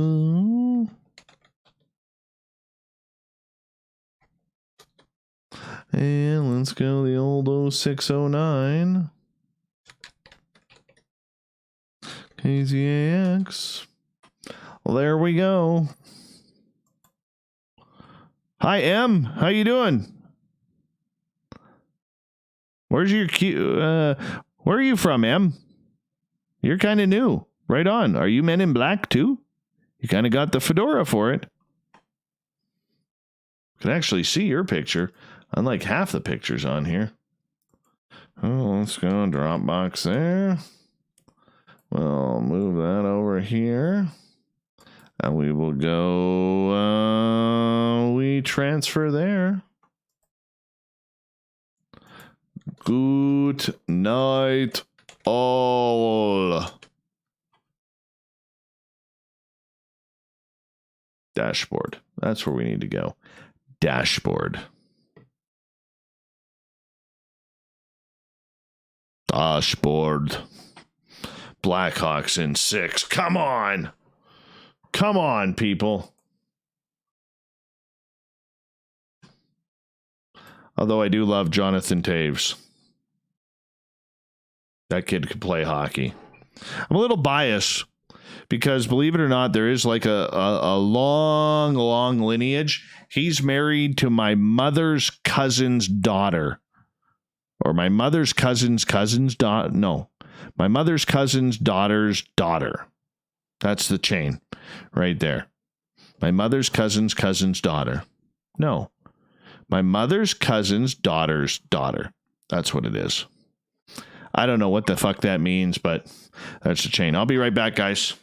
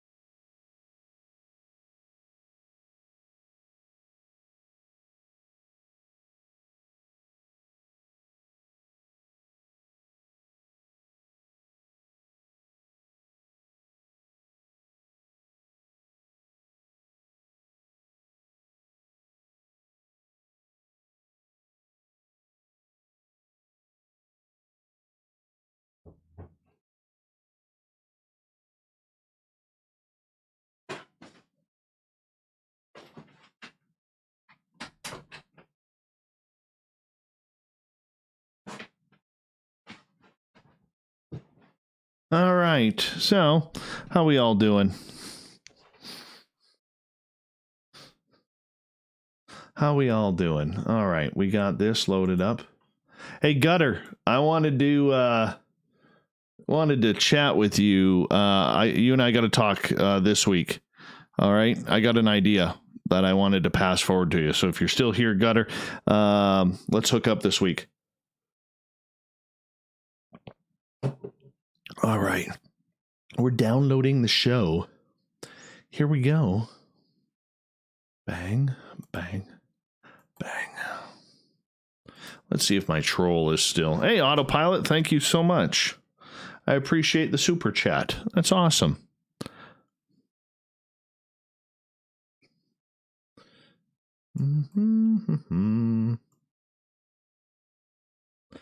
Trying to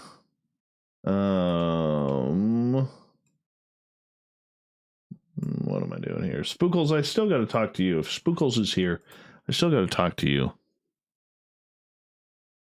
I've been so busy. I think Thursday, Spookles, I'm going to take a couple of hours off of work, if it's not too busy, and I got to get a bunch of stuff done around here. So I will give you a call. Gutter to probably be Thursday too.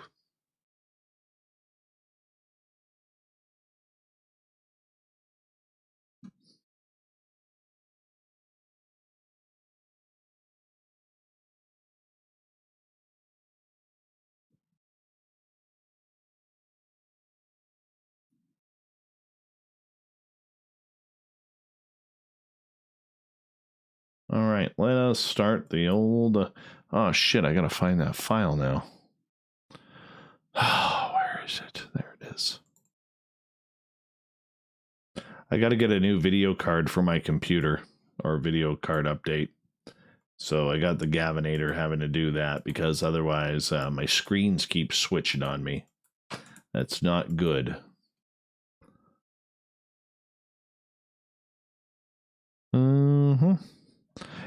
Sorry, Am. I missed where you, Man in Black there. I missed where you were from. Oh, you're from Albuquerque. Very cool.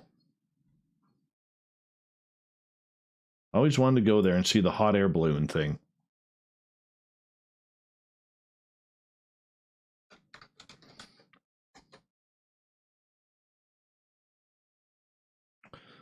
That I do.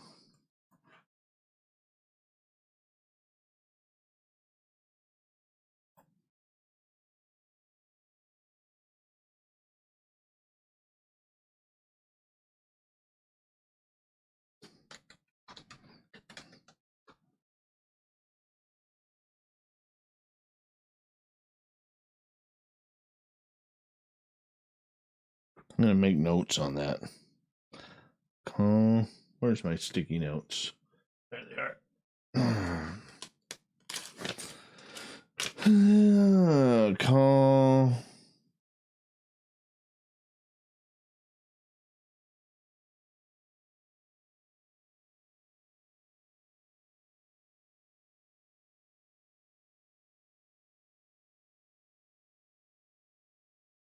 All right.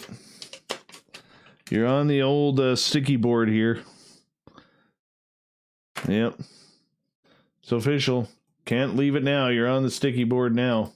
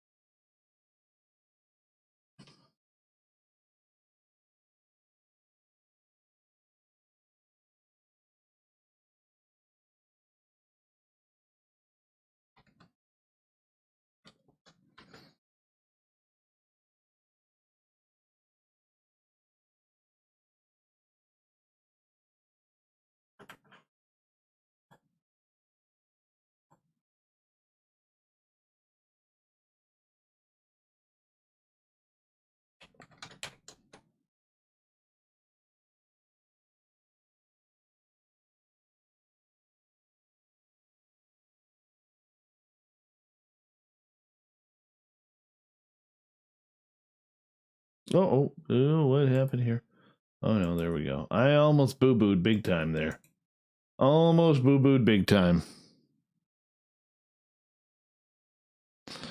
Rich has so many aliases because he is the king of voices.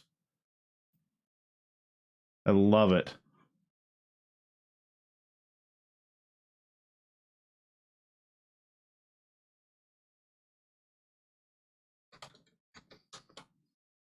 By the way, I went outside and that friggin' bird is still going crazy.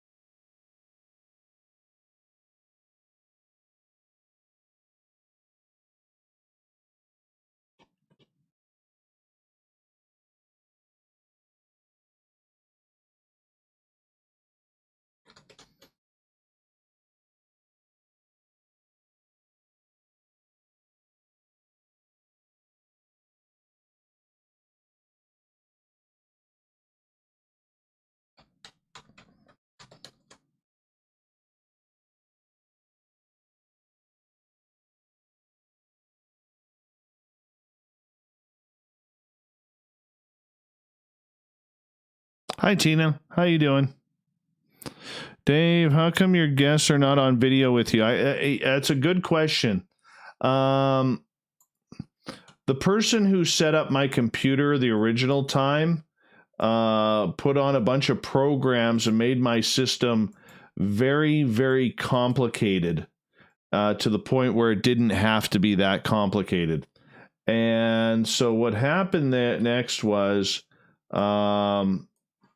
when we added the secondary computer, hold on a second here. I just got to find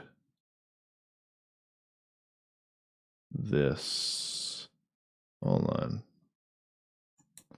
When we added the secondary computer, hold on. For free by going to youtube.com/spaced out radio. All right, go here. Well, about there. Copy. When we added the secondary computer, there wasn't enough room, so to speak, or there was a bunch of different programs in there that really didn't allow us to bring in video on this side as of yet. Yes, Autopilot did send me a $1 super chat. I appreciate that. Thank you so much. It's awesome. So eventually, I have to have someone come in here, and I'm not a really good computer person. Okay. I'm just not, but eventually what I am going to have to do is get somebody in here to reconfigure everything and make everything work so that way we can bring in the video side of everything. The other difference on that is I've talked to a lot of guests about it. They actually don't want to go on video at this time because a lot of them are, preparing for bed. And as soon as the show is over, they want to crawl into bed because it's late for them.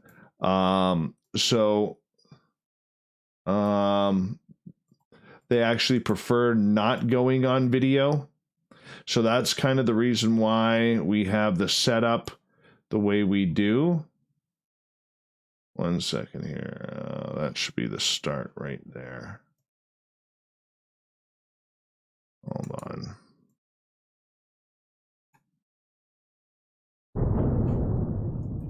Radio.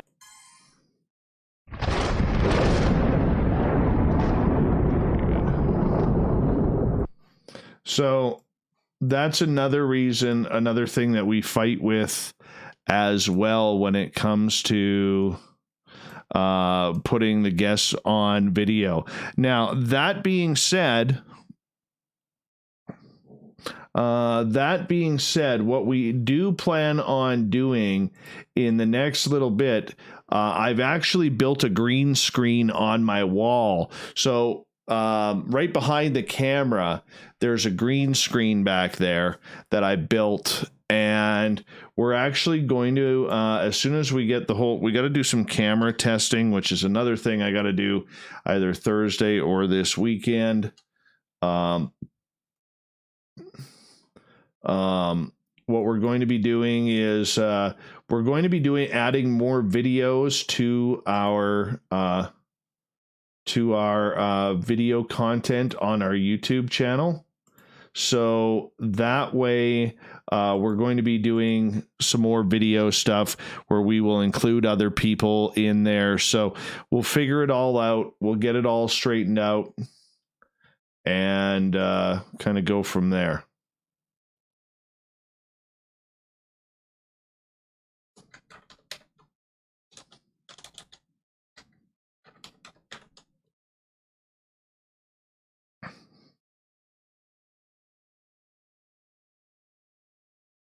So that's kind of what we're doing with everything.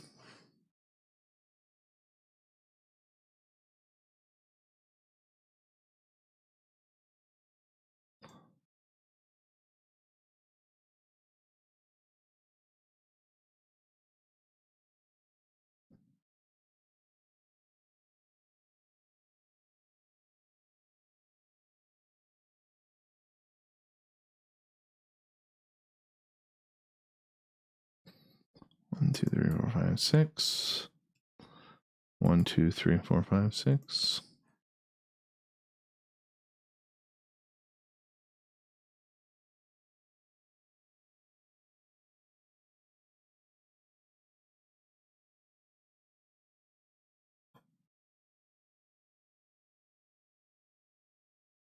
All right, guys, get ready. We're getting close to what is your 6-digit account? What is the 6-digit verification number? Start putting them on there now, people.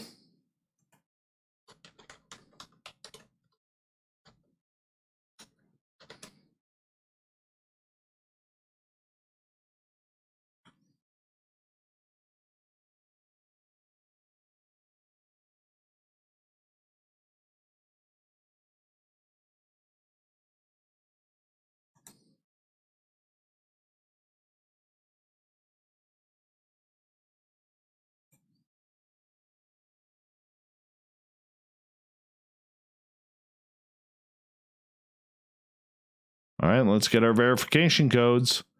Here we go.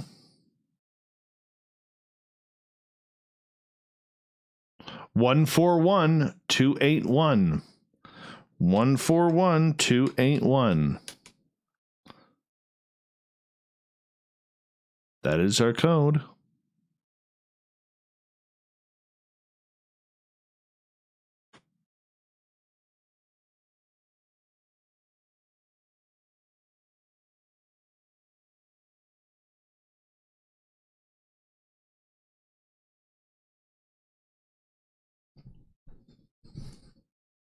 All good. All good. Hey, Titus. All right. Yeah, so what we're going to be doing is I want to be doing these 5-minute videos on YouTube where we get into some strange and weird stuff and kind of go from there.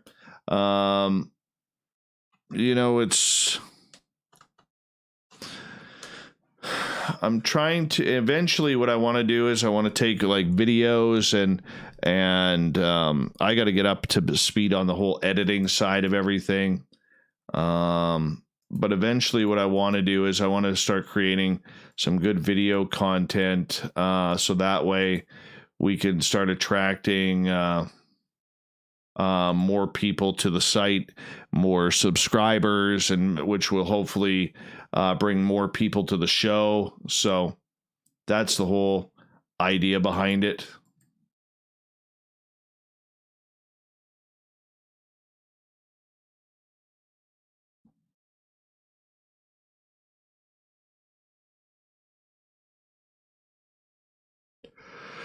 Oh, goodness.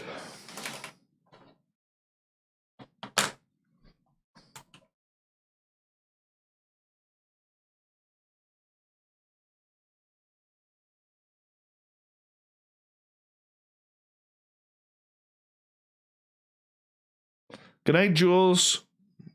Stay awesome, babe.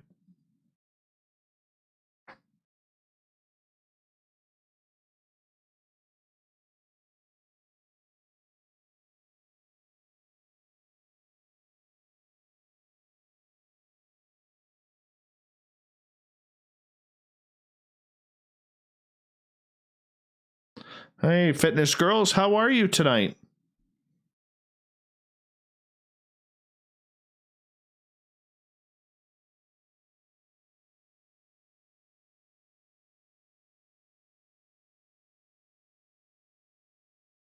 Hello, lovely and talented Moonstone.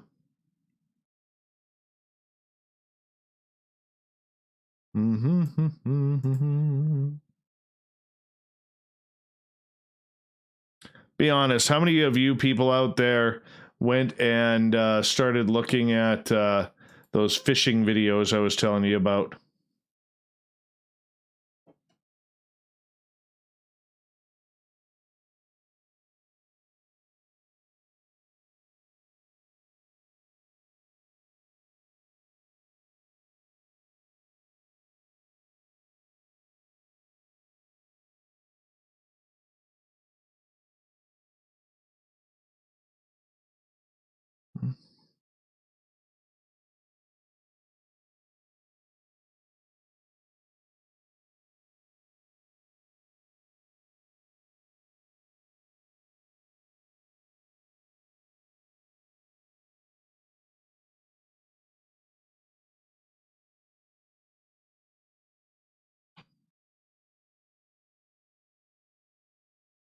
Yeah, the catfish ones.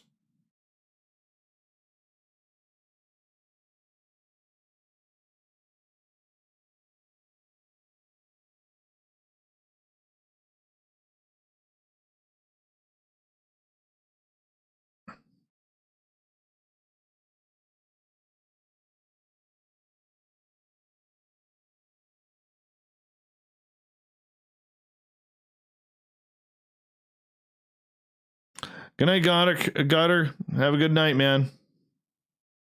Yeah, with the Mentos.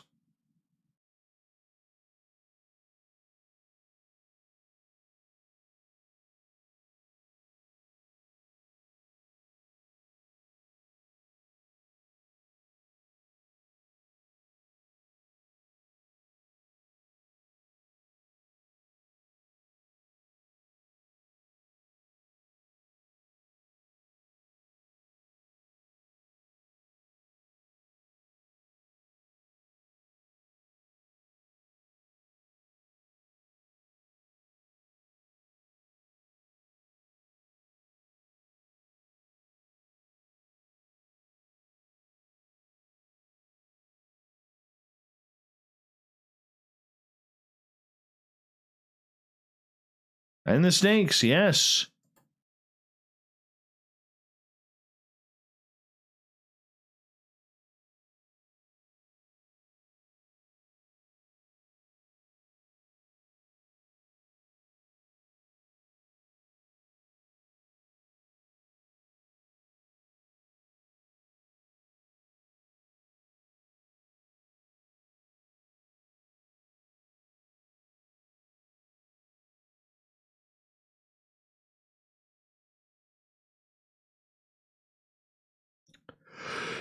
Oh, excuse me.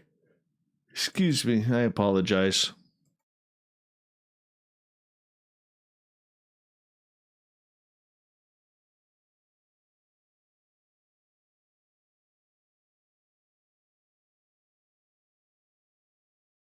So, Nikki, I missed the comment about my biggie footies. Where are we going for that? Where should I go?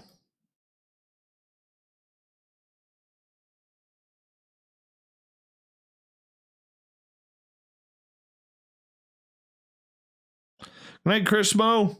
Have a great night. Bring your scythe. You Elmer Fudd watcher, you.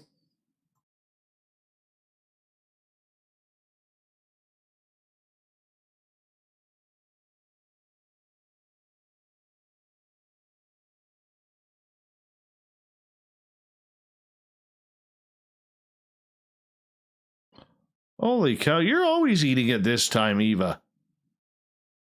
What time zone are you in?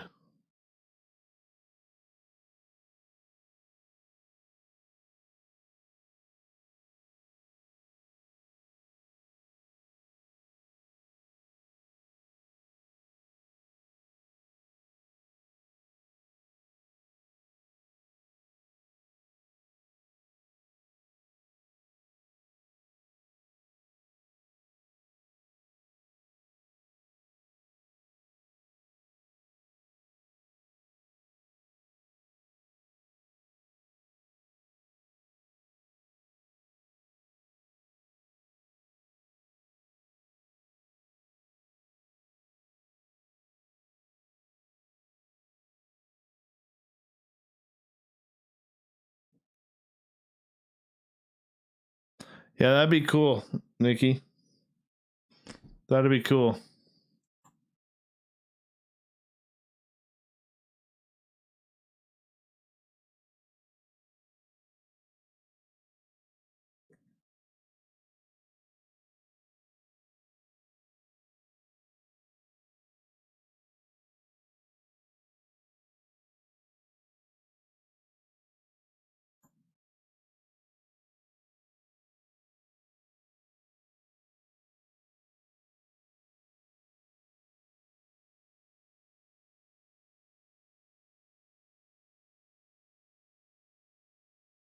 Damn it.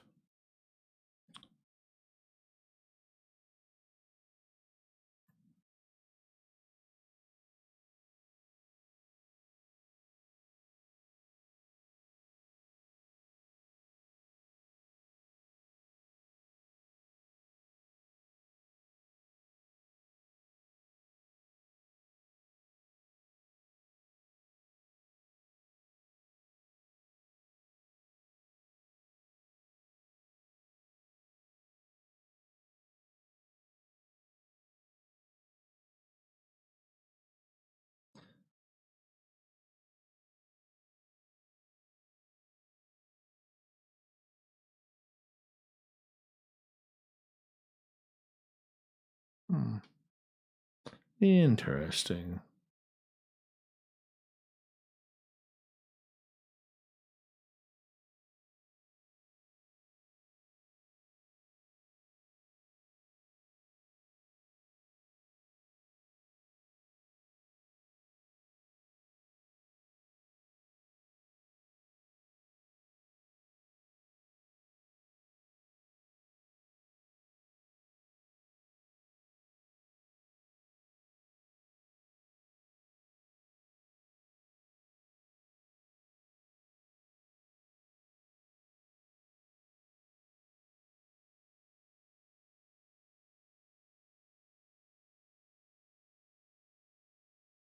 See what Nikki said. Hey, you want to see me?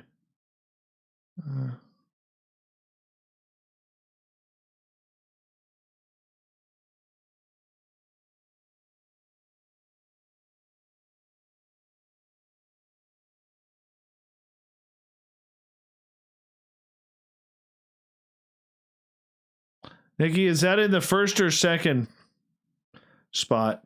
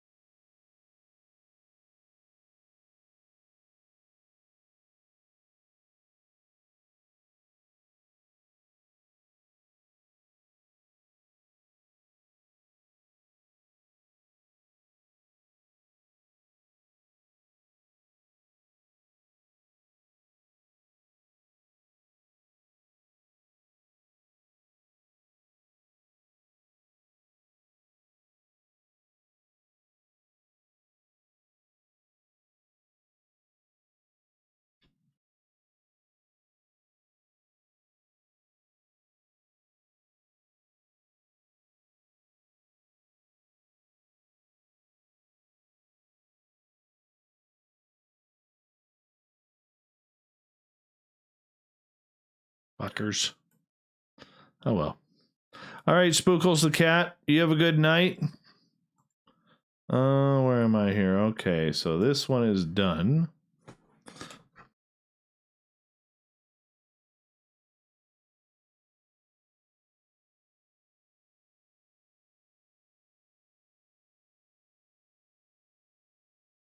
All right, that is mailed off.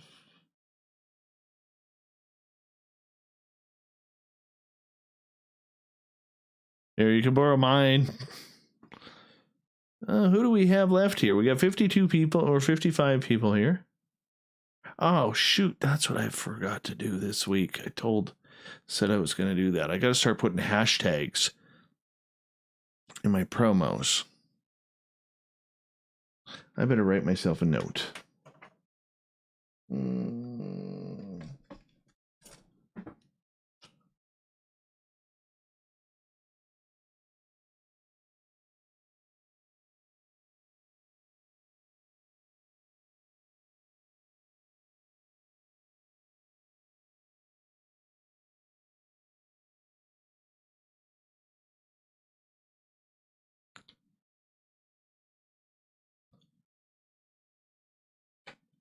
'Eve looks like she's getting ready for a night on the town. Having a final meal, getting her nails almost done.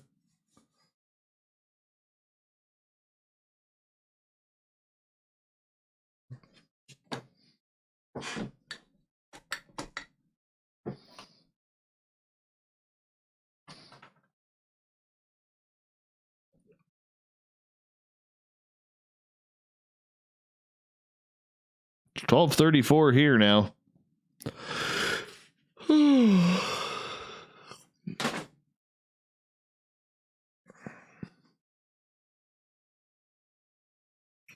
Well, time to put the old hair back.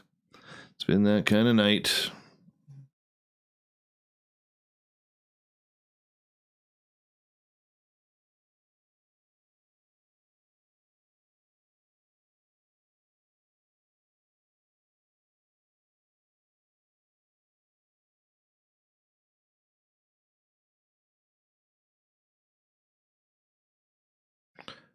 I know we're working on the green screen, man. We're working there. Anyways, everyone, I am done for the night. And tomorrow night we have Chris George Zuger, Chris Cogswell, William Pullen with Reality Paranormal. So it'll be a good one tomorrow. We'll see you all tomorrow night. Thank you for a wonderful time. Thank you for the super chats, Greco, Jules, and Autopilot. Really do appreciate the love and the support and admiration of all of you.